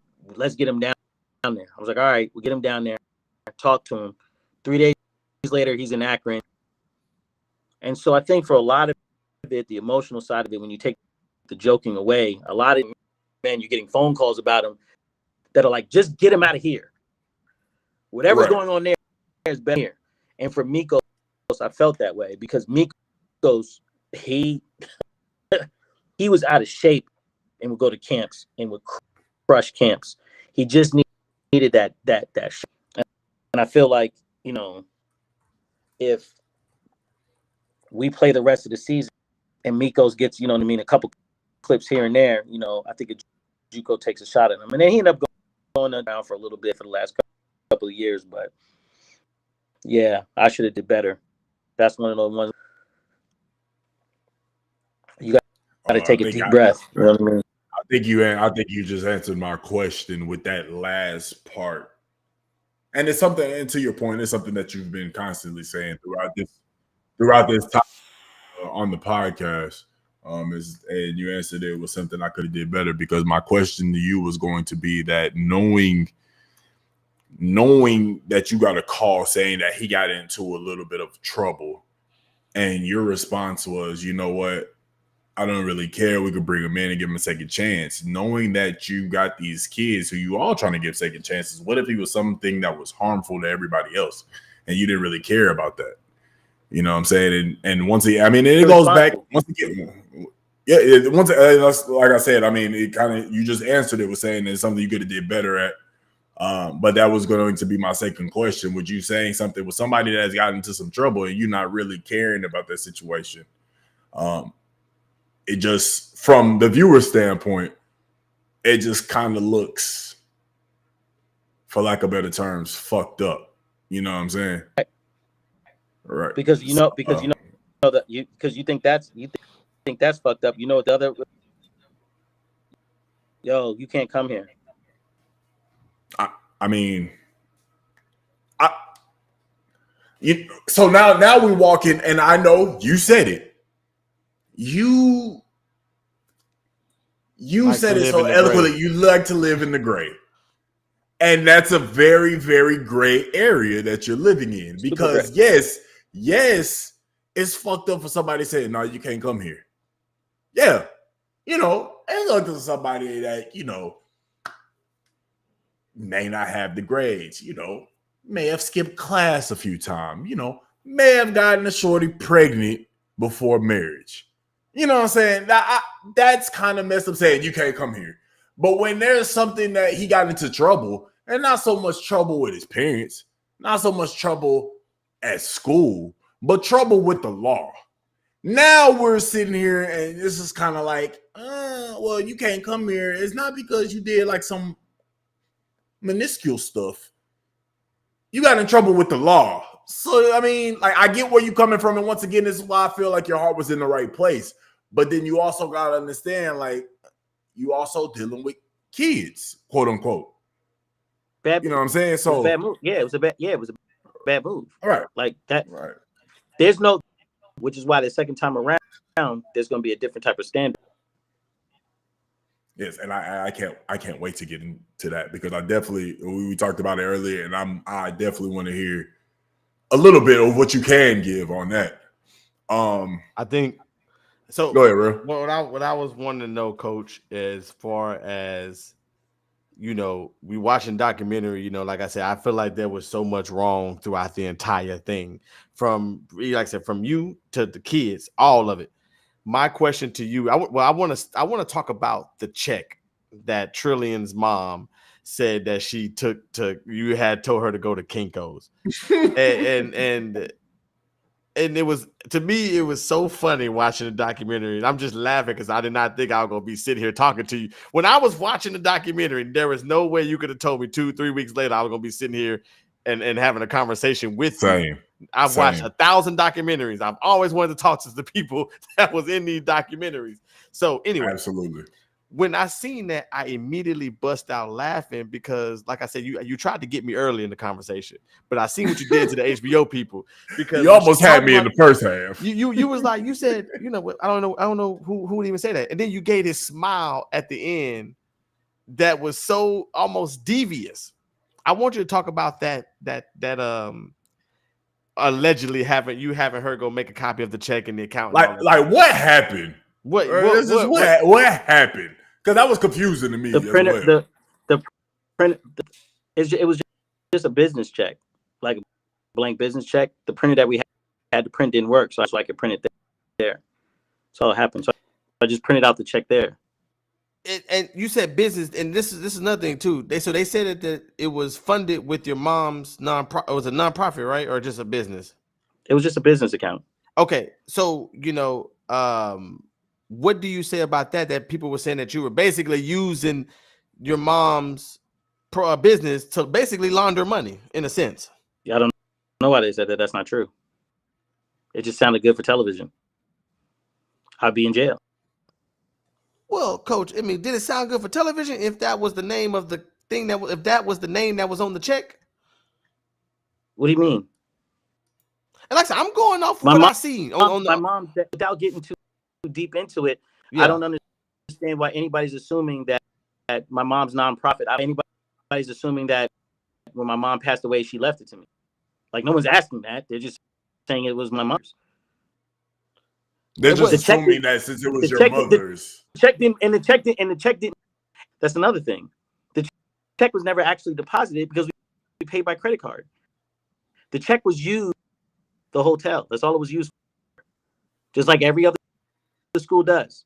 It's like, hey, I got to hand the check to the account. It's like, hey, the funds didn't hit that account. Use our credit card that we put on file. What was that? She just told her perspective of it. I don't know why she thought that. Remember, so you said I don't know. That's just what she said. I don't know why she said that. So was the check and the credit card is that two different accounts? Yeah. Okay. So credit card's a credit card. Oh, I'm sorry. You're right. I'm thinking of a debit card. My bad. I'm thinking of a debit card. But okay, so that's two different things. So you're saying that it is true that the check didn't clear, but with the part that was left out was you still paid the tab. Right. Because we pay it. So normally, normally the hotel would go to the on Monday or Tuesday when we leave, and we'll be back in Columbus, and I just put the check in the account or just take a picture of it and deposit it. But we didn't pay. You have to have a credit card on file. They just charged the credit card before we left. We were like, hey, charge check. They said, okay. Then some blog person said that it was a fake check or whatever, and it's true. The detectives even to go search and all that, and they were like, they were like, manager of the hotel said, I have no idea. Yeah, it's just people talking. Now, why Trill's mom jumped on the band, he whispered in my ear and said, I hope this check doesn't bounce. Not really sure. Because I don't whisper in Team Mom's ears. No, that'll be a little creepy, Coach. That would be a little creepy unless you're whispering, I'm going to need you to be a nurse. And then it makes sense. Then it would make sense. You know what I'm saying? It would not. No. Listen, dog. I understand. Once again, we only can see from the documentary. This is why we have you here. This is why. And once again, while we're in, we appreciate everybody tuning in. And once again, I do want to take the time out to thank you again, Coach, for taking the time out to be here with us. Because although we asking these tough questions, and we might be making a lot of the situation at the same time, we do want to be able to hear your side, and we appreciate you taking out the time to be able to speak with us on this whole matter. Because I mean, this whole shit is probably the craziest thing I've ever seen in high school sports ever, and I'm glad we're able to hear your side, the stuff that we wasn't able to hear in the documentary. Let me ask about the real quick. I don't know where you are. Let me ask about a couple of people that you stated we're cool. Those my guys. The videographers, Mike and Anthony. I'm sure you've seen it. I mean, you said that they were your guys. They know what's up. But it seemed like there was a miscommunication between you and between them. They kind of laughed it off when the documentary team said that you said they were your guys. What y'all met at what was it? A Panda Express? Something? Yeah, Panera Bread. So from then to like now, what's it? Are y'all still? I don't know. Are y'all still in contact? I would imagine that y'all aren't. Yeah, I just talked. But are y'all still in contact? No, I just Anthony about a week ago. Interesting. That's very interesting. Yeah, I'm not gonna lie. I'm not gonna lie. I definitely saw one of them being somebody that was like, I'm still gonna keep in contact. They look like they was. Yeah, Anthony. Well, because again, what they said and how they cut it up. Gotcha. Because when they were done, Anthony's like, I tried to talk about you as best as I could. They asked me about some other things, and I answered the question and stuff like that. I answered as best as I could. He's like, I don't think they're trying to make this into a not worry about it. Answer what you answered. You know what I mean? Tell the truth. Tell just what your truth is. Right. You know what I mean? That's my guy that way, right? Because they wanted to ask me about them, and I was like, I don't have anything negative to say about them. They go, people take the bad parts of what they say, but like, look what they think. But nah, I just talked to Anthony. Good people. Same with they in the crest. Their names are in the crest of Bishop Sycamore. So if you look at the seal of the crest, Marlon and Moline are in there, and nothing that's negative to say about them. And they did a lot of work because remember they got when I met them, the church pulled out. They were from the beginning, so their funding and the money that they should have got was supposed to be putting up. So if you go into Instagram and look at the COF Academy, they put that whole thing together. People, one of the best videographers I've ever been around. Period. And so I'm just never thing like with Trill, same thing with Zyshawn. You know what I mean? I have nothing negative to say about them because they can't cut up shit you don't put in there. So that means the whole time you just kept it real. Sean is like, you know what I mean? Again, sorry to say this, like a little brother to me. He even said he was just like, yeah, I shouldn't have gone. I wouldn't have gone. I think it was a waste, but he didn't. But that was all he said. He didn't come around and say, and Walmart and we stole $5,000 worth of stuff because we were so hungry that we had to steal food, because that didn't happen. Well, let's talk about that. So you're saying it didn't happen. And I know the chat wanted me to bring this up earlier because, of course, they made it clear that they had to go steal pizzas and stuff like that because they had no food. Now I know you said Mrs. Peterson was making food, but That's what I said. I'm sure she wasn't making food. Nobody told any of them stupid niggas to go into a store and steal food. There was food provided. Oh, so they did do it. No, I'm saying no one told them to go in and steal food. I don't know if they did. The point of what I'm saying is it wasn't because it wasn't food being provided. They stole food because they had no home training, and just that had nothing to do with that. There was plenty of food all the time. Well, Coach, I apologize for cutting you off, but what I'm thinking about is thinking about the economics, because how many players did you have? Let's just say the 2021 season. 45, 50. 45, 50. Okay. And they're with you, I'm guessing 7 days a week. Yep. So the amount of money that you would need to feed kids every single day is a lot of money. Correct. So I would think that from the money issues that we've heard about and we see about, and the whatever the lawsuits and all this stuff, the hotels, that you didn't have the funds to pay 45 meals several times a day, 7 days a week. Is that fair? Right. That's why the hotels didn't get paid for. So you're saying that money that was supposed to go to the hotels went to the food? Hey, that's why, again, it goes back to saying said that. Mikos never said that they weren't eating. One player said, watch it. One player said that. Five was up there, one said it. What's that? And he wasn't even there all the time. So I don't know why his dumbass said that. So if he wasn't there, where was he? I don't know where he was. Home. He was a local kid. So he went to go home to eat anyway. So if he didn't like the food, he can have his mama go make him some. That's my whole point. Ooh, and you don't have to pay tuition and you don't have to pay anything. And there's 3 meals a day and you don't like to go to Wendy's. There was always meals. And in this, well, we were starving. There was no meals and blah, blah, blah, blah, blah, blah. We used to get up to do morning runs at 5 a.m. And there was sausage, eggs, bacon, and all that for breakfast. And then we would come back after, and then they would eat again. So what they're saying just isn't true. Like you said, it's ungrateful. Was that sausage, egg, and all that? Was that the Continental? I don't know what Continental means. I know waffles. Come on now, Coach. Come on now. You know them hotels be having that breakfast out there in the morning, man. With the where you make your own waffle. Yeah, no, they didn't have that. This lady would actually make it up. Looked like a buffet. So, Coach, why you didn't get a hotel that come with continental breakfast? You could have saved. You could have saved you some money. You know, that's my point. The hotel that we had breakfast every day that they could eat. That's what I'm saying.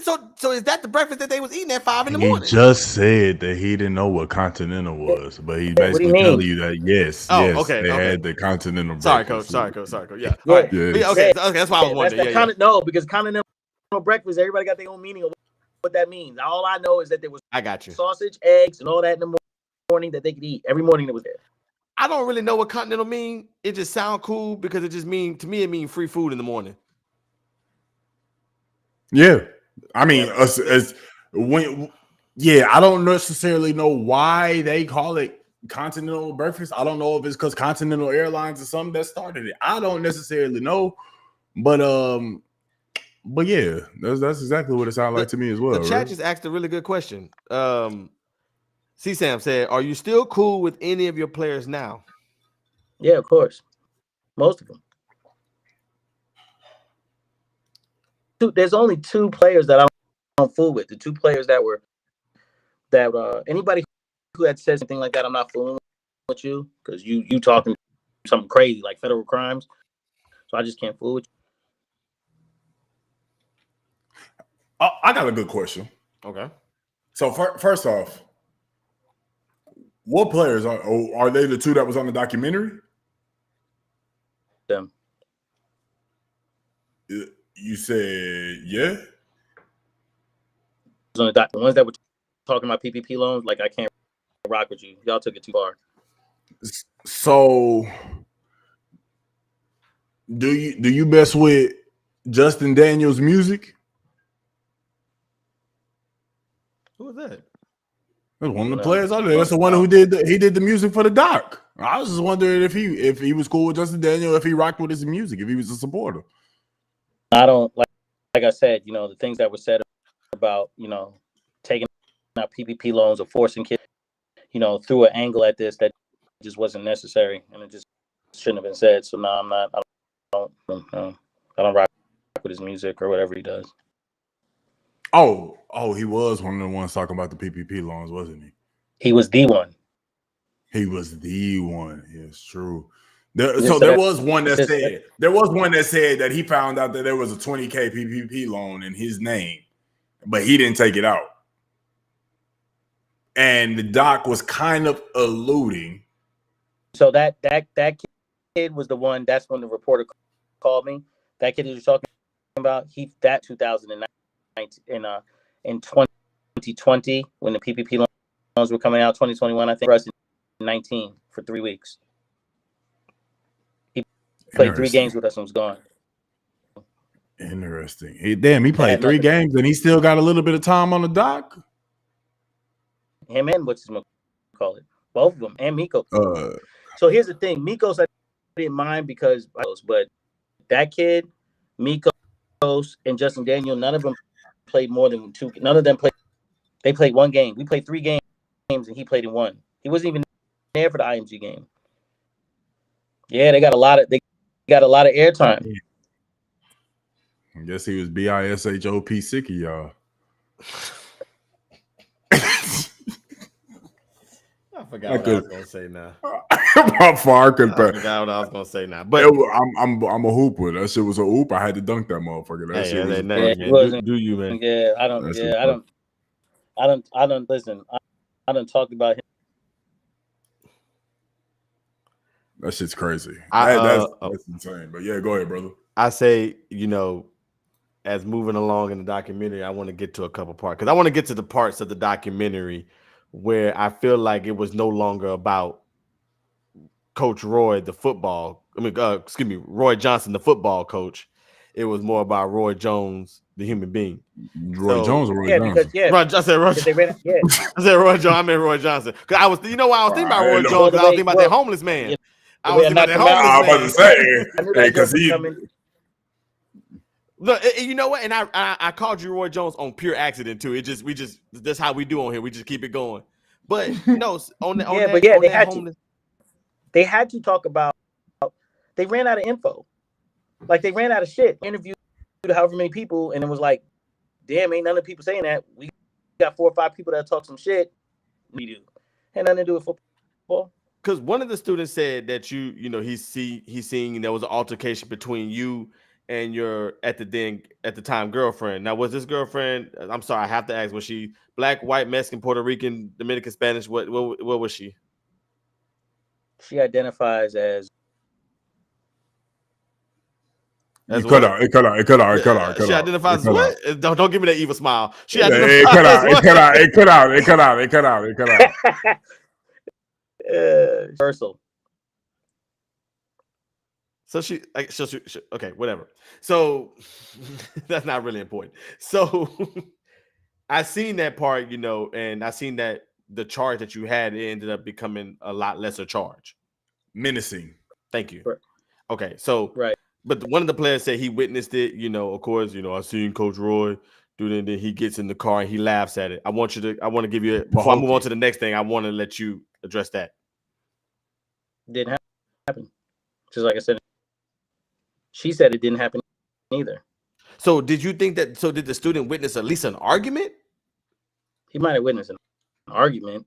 Okay. I wouldn't doubt that. We talked about that too. You know what I mean? Like, but yeah, he didn't witness anybody getting beat up. Don't know what he's talking about. Don't know why he said it. Let me give him enough information to keep us in the documentary. That's just not true.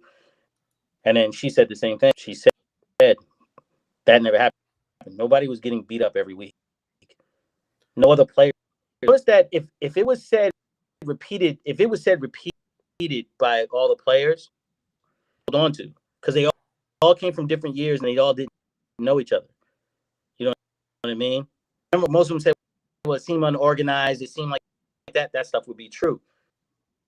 But when they just said random, anybody said, you know what I mean? Like, Trill lived there. So you would think that Trill, like, yeah, he was beating up his girlfriend. That just didn't happen. So okay. So moving on to the next part of it is my favorite part of the documentary, the geese. Can I say the quote? Go ahead. Please say the quote. Yeah, go ahead. Cause we got to talk about this part too. Because I paused this goddamn documentary on this quote, but I gotta show you niggas what it's like to go to war. Nothing like fresh blood in the morning. Did you say that exact quote word for word? Huh? Notice nobody else told that story? Well, no, he was the only one in the car, right? No, he wasn't. Oh. I was like taking them 6 of them to we were going to camp, and the bus was about to leave, and all 6 of them were in the corner. And when I hit the corner, come around, there was all these geese there, so I just ran them shits over. Oh, coach. Oh, okay. So hold on. Okay, go ahead. So let me ask. Couldn't hit the brakes. I'm not swerving in the middle of the highway. There's a famous commercial. I can't remember what brand it was. There's a famous commercial. Sorry, Flight. There was a famous commercial where a squirrel runs in the middle of the street and the car's he about to go in and he veers off. Guy, thank you. Okay, so he veers off and he crashed into the tree. So in a sense, I kind of understand that. But go ahead, Flight. I'm gonna come back to it. Go ahead, Flight. I kind of understand that too. But in the doc, he stated that you said that quote and you floored that bitch. That's what he said. You put that bitch, you put the pedal to the metal, then skirt over the motherfucking geese. But you stated that, and I quote, that it was one geese, but multiple was there, so I guess it becomes geese. First off, the singular version is goose. So was it goose or was it geese? And you stated that you only hit one, but you just said that you ran over all them hoes, even though you couldn't run over all them hoes. So I'm just kind of conflicted. Did you run over geese or did you run over a goose? No, there's no confusion. The plural in the singular. So I came around the corner and there was geese in the road. Oh, okay, got you. I hit a goose and did not stop and count. I only saw one goose. Matter of fact, we're not even sure if we even killed the motherfucker. He might have made. Coach, you know doggone where that goose is going. Know, if you felt a bump, there's a lot of room under the goose is gone. Hold on a second. Bro. There's a lot of room. There's a lot of room underneath an Escalade. Listen, I understand that, and I'm glad you said Escalade because I'm definitely gonna ask you a question about that shit after too. But I understand where you're going, and I've definitely asked you some questions, and you gave her answers, and I was like, okay. You know what I'm saying? That's his answer. It is what it is. I ain't gonna question it. I know if you feel a boom boom because goose have bones. It's not just a rubber chicken. You're not just gonna run over it and just ride through like it's a smooth road. You're gonna feel a little bump. If you felt a little bump, that motherfucker dead. Oh, then I didn't feel any bumps. So then I did. That's must So, be so, you can run over a human and don't feel it in the Escalade. you can run over a human and don't feel it. So I can only imagine a goose geese. Goose, geese, moose. That's all I said. Whatever. Yeah, it's a Canadian goose at that. Like I hope that's not the state bird. I act like I killed a bald eagle if something was killed, but like I told him, you know, and it was everybody in there. So I don't remember saying like I got a tape thing and I just hit the whatever. I just remember them being like, oh, and you know what I mean? And I'm just like, yeah, like when they had to pay the price. We got to get to this bus. That's what I remember. You know, they had to pay the price, but you never killed any goose/geese. You just saying that shit because you was mobbing to get to the bus. You was just making a statement type shit. Yeah. Gotcha. Yeah. You know what I mean? And so then it became a joke and we laughed about it and moved on. Then you already know. Type shit. Yeah, this nigga get in front of the HBO came like, and he killed all the goose. And there's liberals in there. They were all in there like, Gotcha. In a room full of liberals. You know they was, oh my God. Coach, okay, but you gotta have a look. You gotta feel a little bit like, okay, now you've admitted to a lot of things that you've done wrong today. Now you gotta give me one like, hey, okay, I shouldn't have run. He did. He said he didn't. Didn't what? We don't know. I mean, to your point, real. I don't know. I don't know if it was goose or geese, but he said he did. If I shoot a man in the chest and walk away, I'm not gonna not feel bad because I don't know if he dead. Yeah, but you're talking about a human being. We're talking about those mean ass Canadian geese. Them suckers are mean. Goose lives matter. I don't know much about goose. Where you going? Where you going? Because I'm not supposed to let you disrespect these goose. You realize that was somebody's mother. What? I didn't kill anybody's mother. The goose, they had baby goose. If you seen a bunch of them, it most likely was a family. Oh no, I wasn't a family. Just random goose. They were just in a row, man. You know, like ducks. Ducks always cross the road as a family. Like that's what they do as a family. All right, man, you got it. I shouldn't have ran over the duck. Goose. Thank you. That's all I wanted was I wanted people to know. Duck, goose, geese, quack, quack. I don't care. You just said goose. You just said goose lives matter. Goose lives matter. So don't do that, real. Okay. So I'm gonna move on. The next part, the homeless man. GLM is crazy. the homeless man. Now this what is homeless the one man? I'm with you in. What homeless man? Okay, well, hold on, coach. This is what the documentary said. Now, this is why you here. The documentary said there was a homeless man breaking into your car. The documentary didn't say I was homeless. The guy was homeless. Some guy that wasn't even there, though IMG game was like, yeah, there was a homeless guy. Like, how you know this nigga homeless? This nigga had on outfit with a mask. Coach, whether he was homeless or had like a home, Foot Clan from Shredder. Whether he was homeless or not, I agree with you on this one. Because if you found someone trying to break into your car, but did you really take your bed out and start whooping them? I promise you that is a question I have verbatim. So did you take your bed off and start whooping them? This is what happened. What happened is we were about to go on a morning run. And I'm walking out first for the rest of them to come behind me, right? And so I used to start up the truck. We put all so we would go in. They would put all their keys, wallets, and everything in the truck. Around and have two big coolers in the back of water.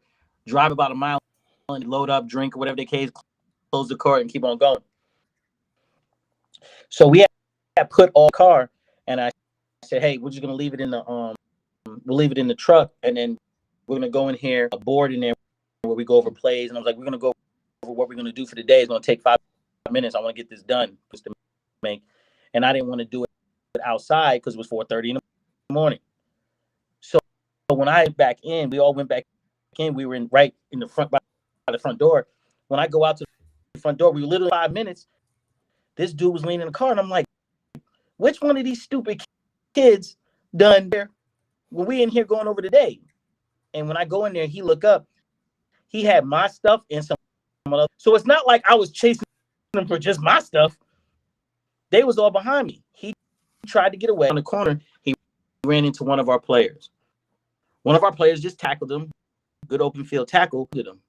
And I said, my G, just give me my stuff or the stuff you took out.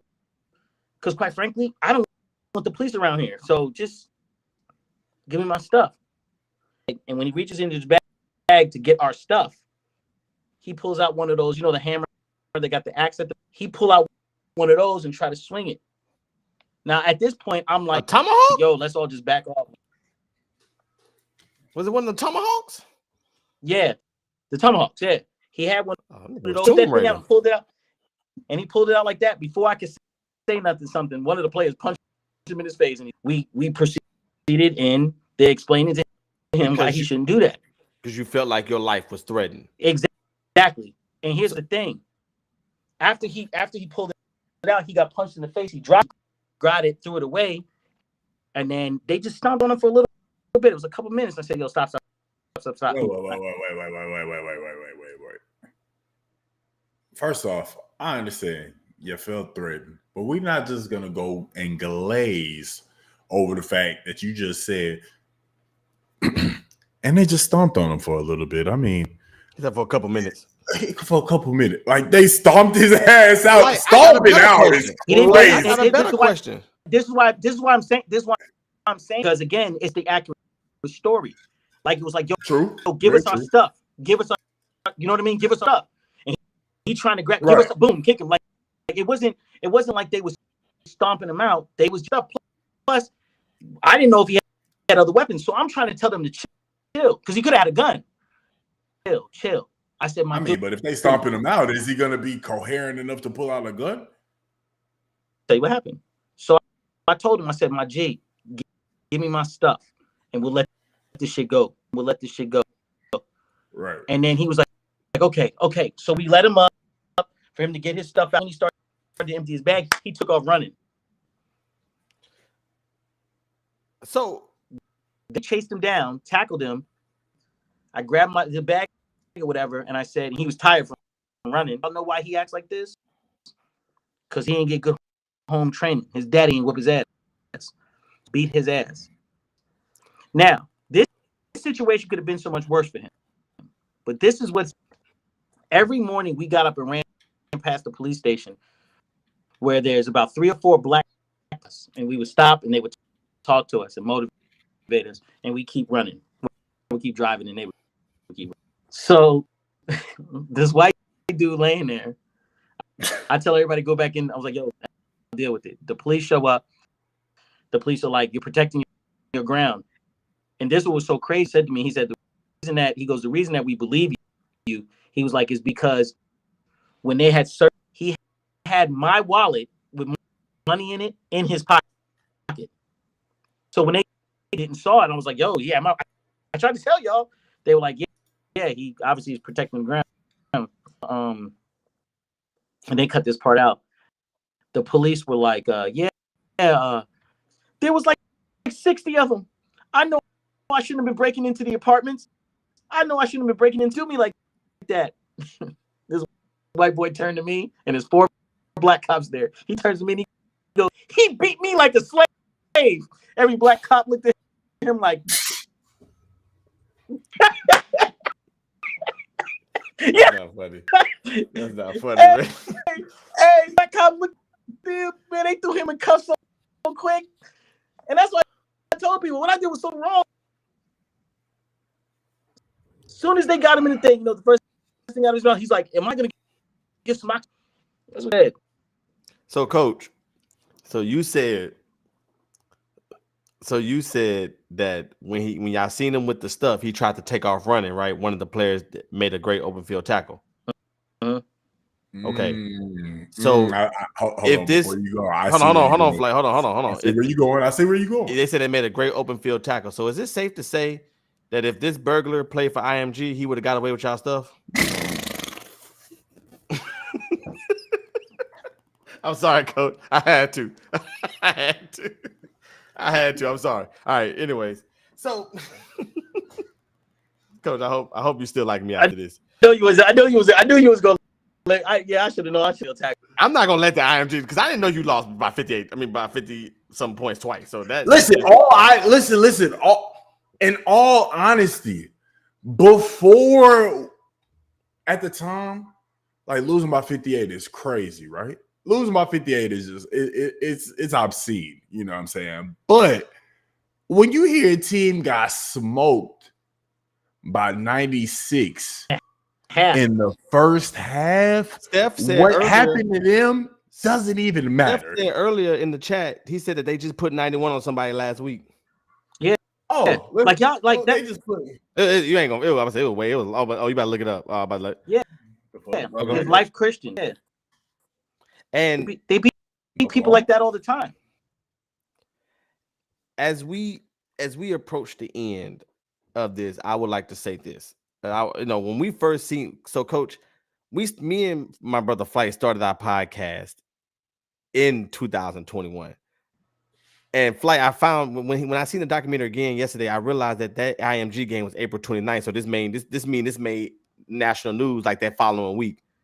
So our first couple episodes we don't have recordings of. So because we used to do them on Twitch, long story. But anyways, we used to do them on Twitch and we don't have those episodes. So what I want to say to you is that you were one of our first early topics. So that's why it's such a big deal to us, because you was one of our early, like I met maybe like episode 2, 3, and you see we at 61 now. So what I looked at it from that perspective is different from how I see it now. And so I want to kind of summarize what I see, and I want you to let me know if that's fair. Because like I told you in the beginning, I feel like there was so many wrongdoings throughout the whole thing. I do think and what I do respect from you today is that you came here and you said, I was wrong with this, I was wrong with that, I was, and I could have did better with this. Absolutely. Because the person I'm seeing today is different than the villain who I thought I saw in the HBO documentary. Absolutely. Yeah, because so were you playing a character? Because that's TV. Well, I'm sorry. Really quick. I'm sorry. Were you playing a character in that sense that because you're still saying the same things, but of course maybe you're talking to two brothers, I guess you kept your word to me. I met you. You said, hey, the only way I'm not gonna be on your show is if you die. I mean, as you said, if I die. So you kept your word to me, but the person I'm seeing today is different than the person that was in the interview that I just watched again. So absolutely.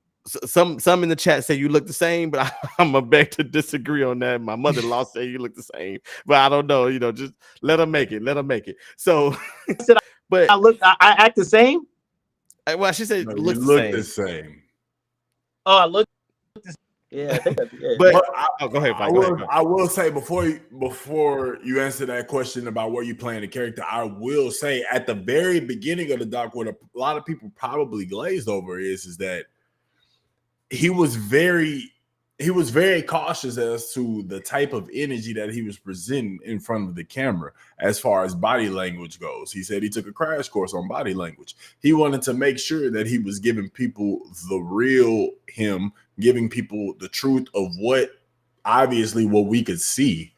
So I don't necessarily believe that he was playing a character. I think that, to his point, that the documentary only showed points that they wanted to show for the documentary. 40 hours, like he said. He said he was doing this shit for 40 to 60 hours. Yeah. And he also did his part.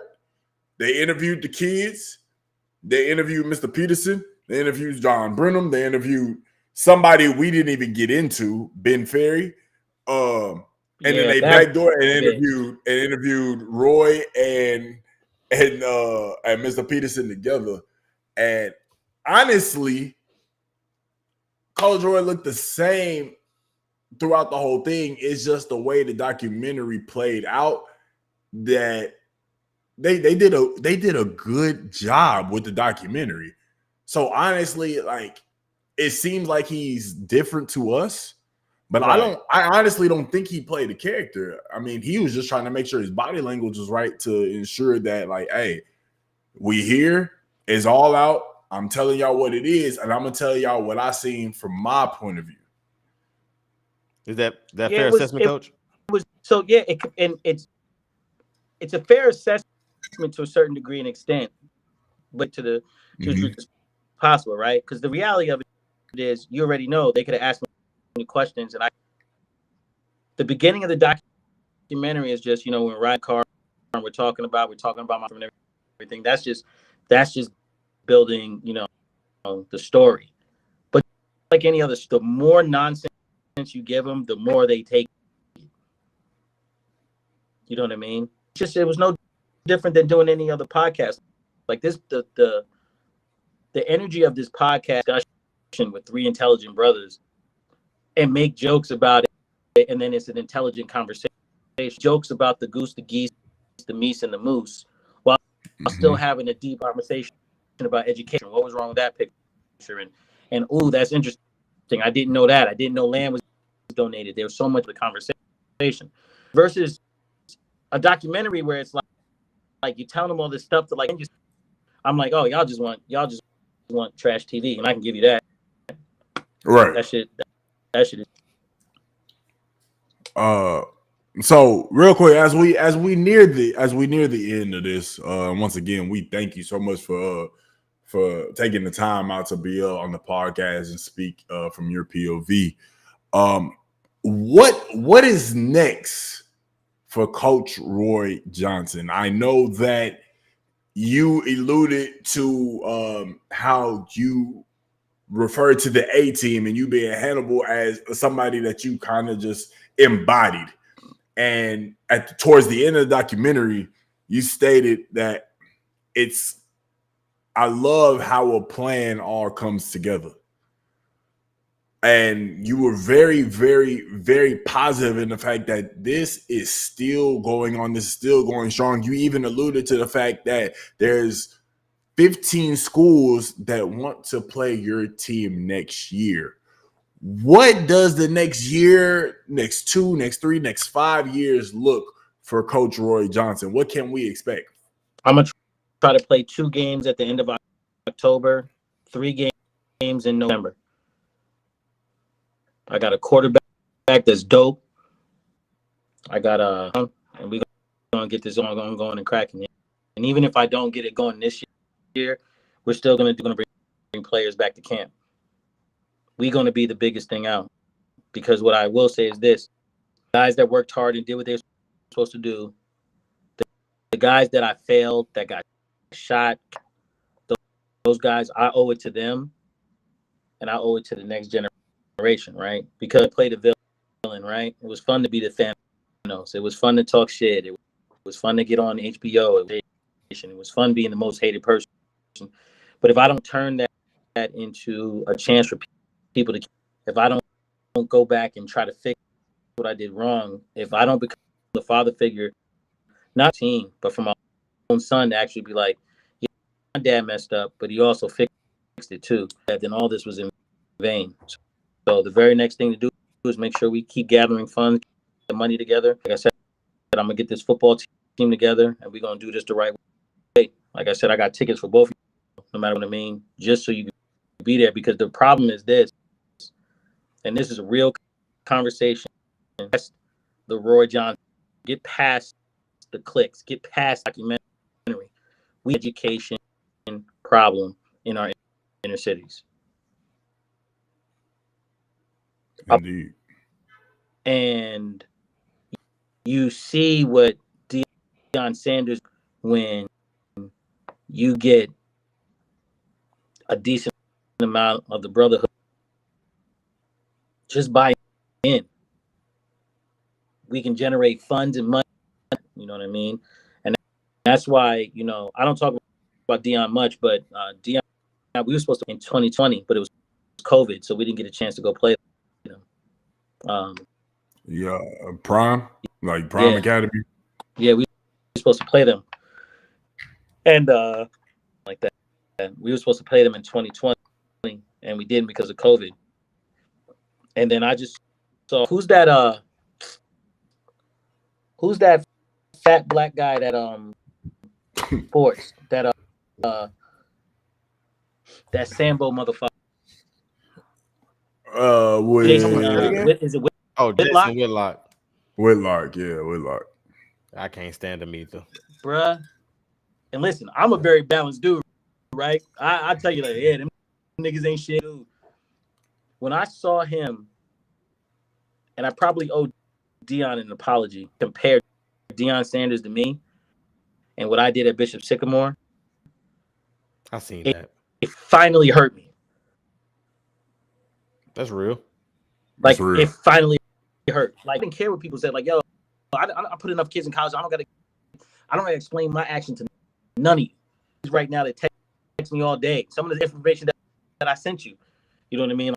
Like, yo, come on. Like, kids saw this nigga get up there and Sambo his ass up there and try to call Deion me.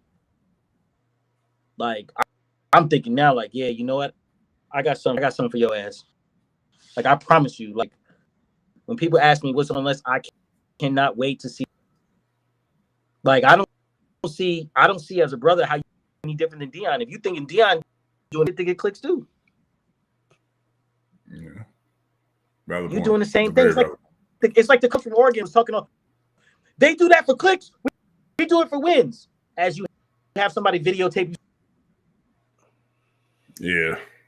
You did it for clicks too. Of course he's in there. Valid point. Very valid point. I think. Yeah, that's why you did it. What? Didn't nobody give a fuck? I don't even know your name. You the Oregon coach. That's your name, Oregon. Didn't nobody give a fuck about Oregon and them shitty ass ducks. And you know how I feel about it. Yeah, that's very apparent. We know how you feel about Doug's creator coach. Creator coach. I didn't mean to cut you off, but yeah, like you know what I mean.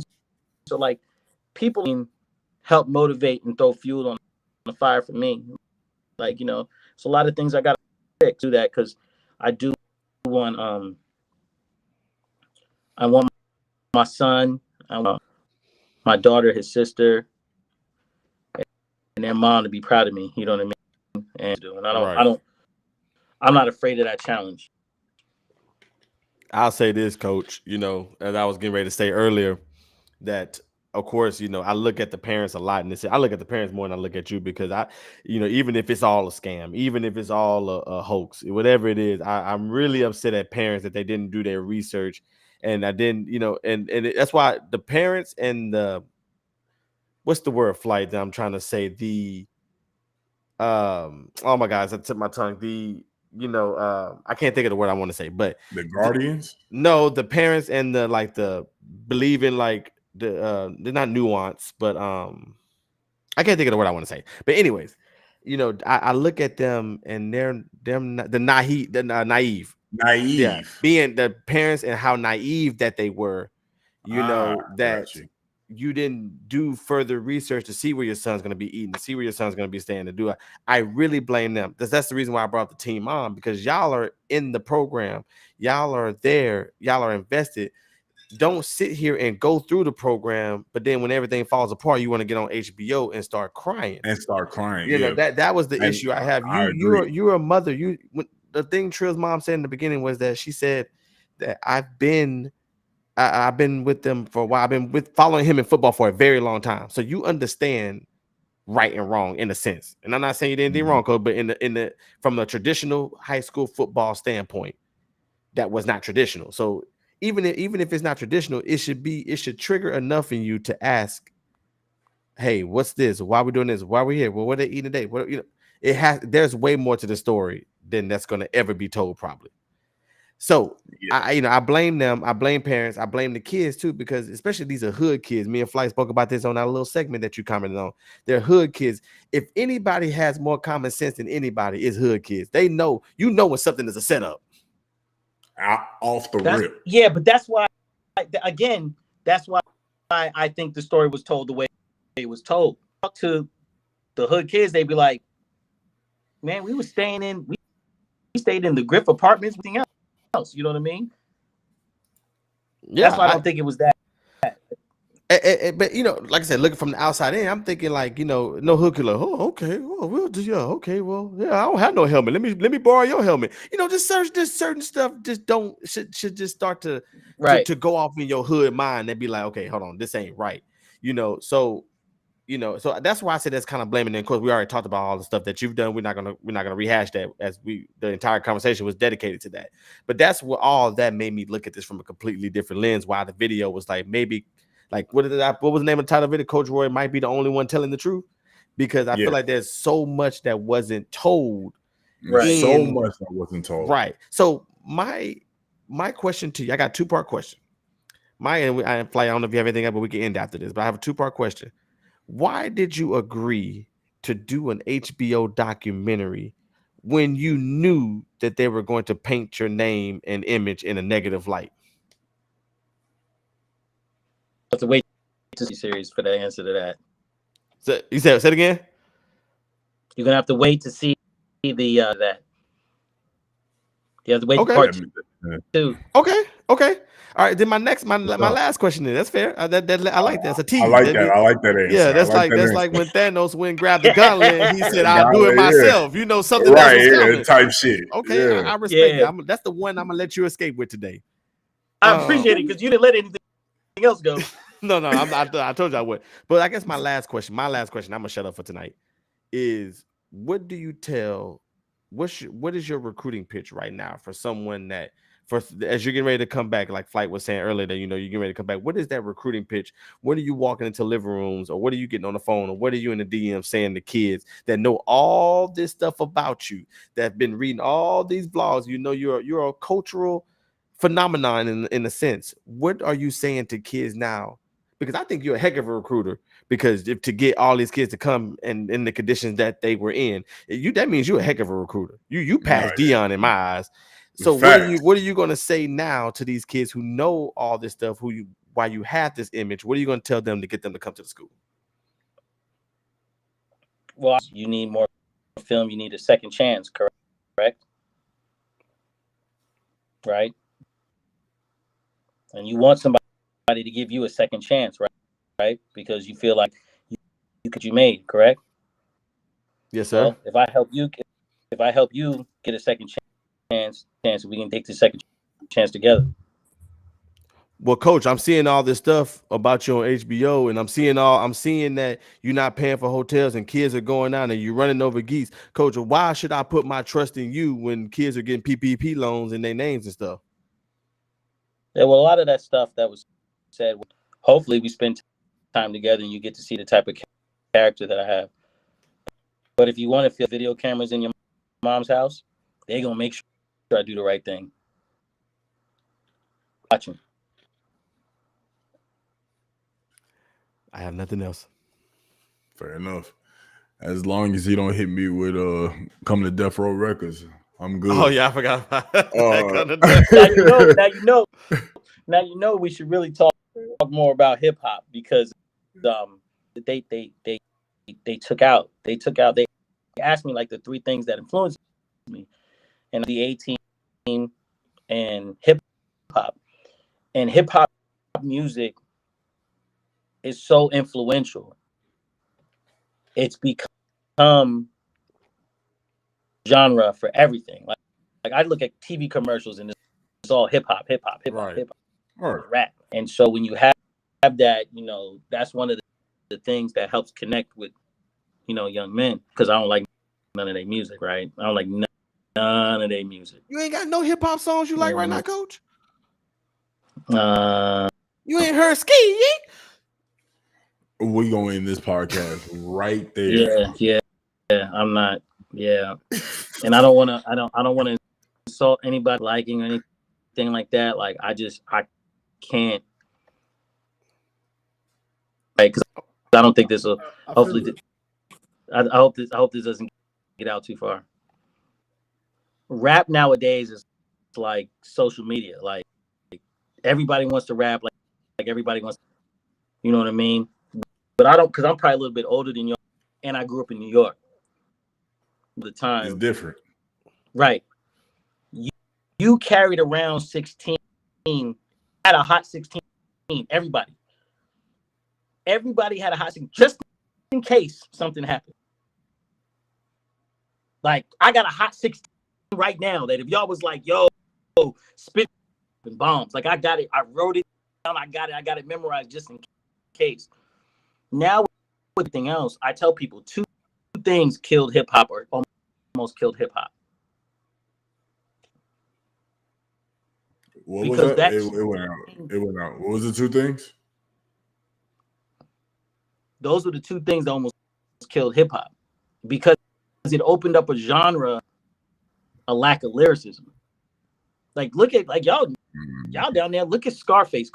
Go listen to Zero rap. Like, they can rap. Like, nah, they really rapping.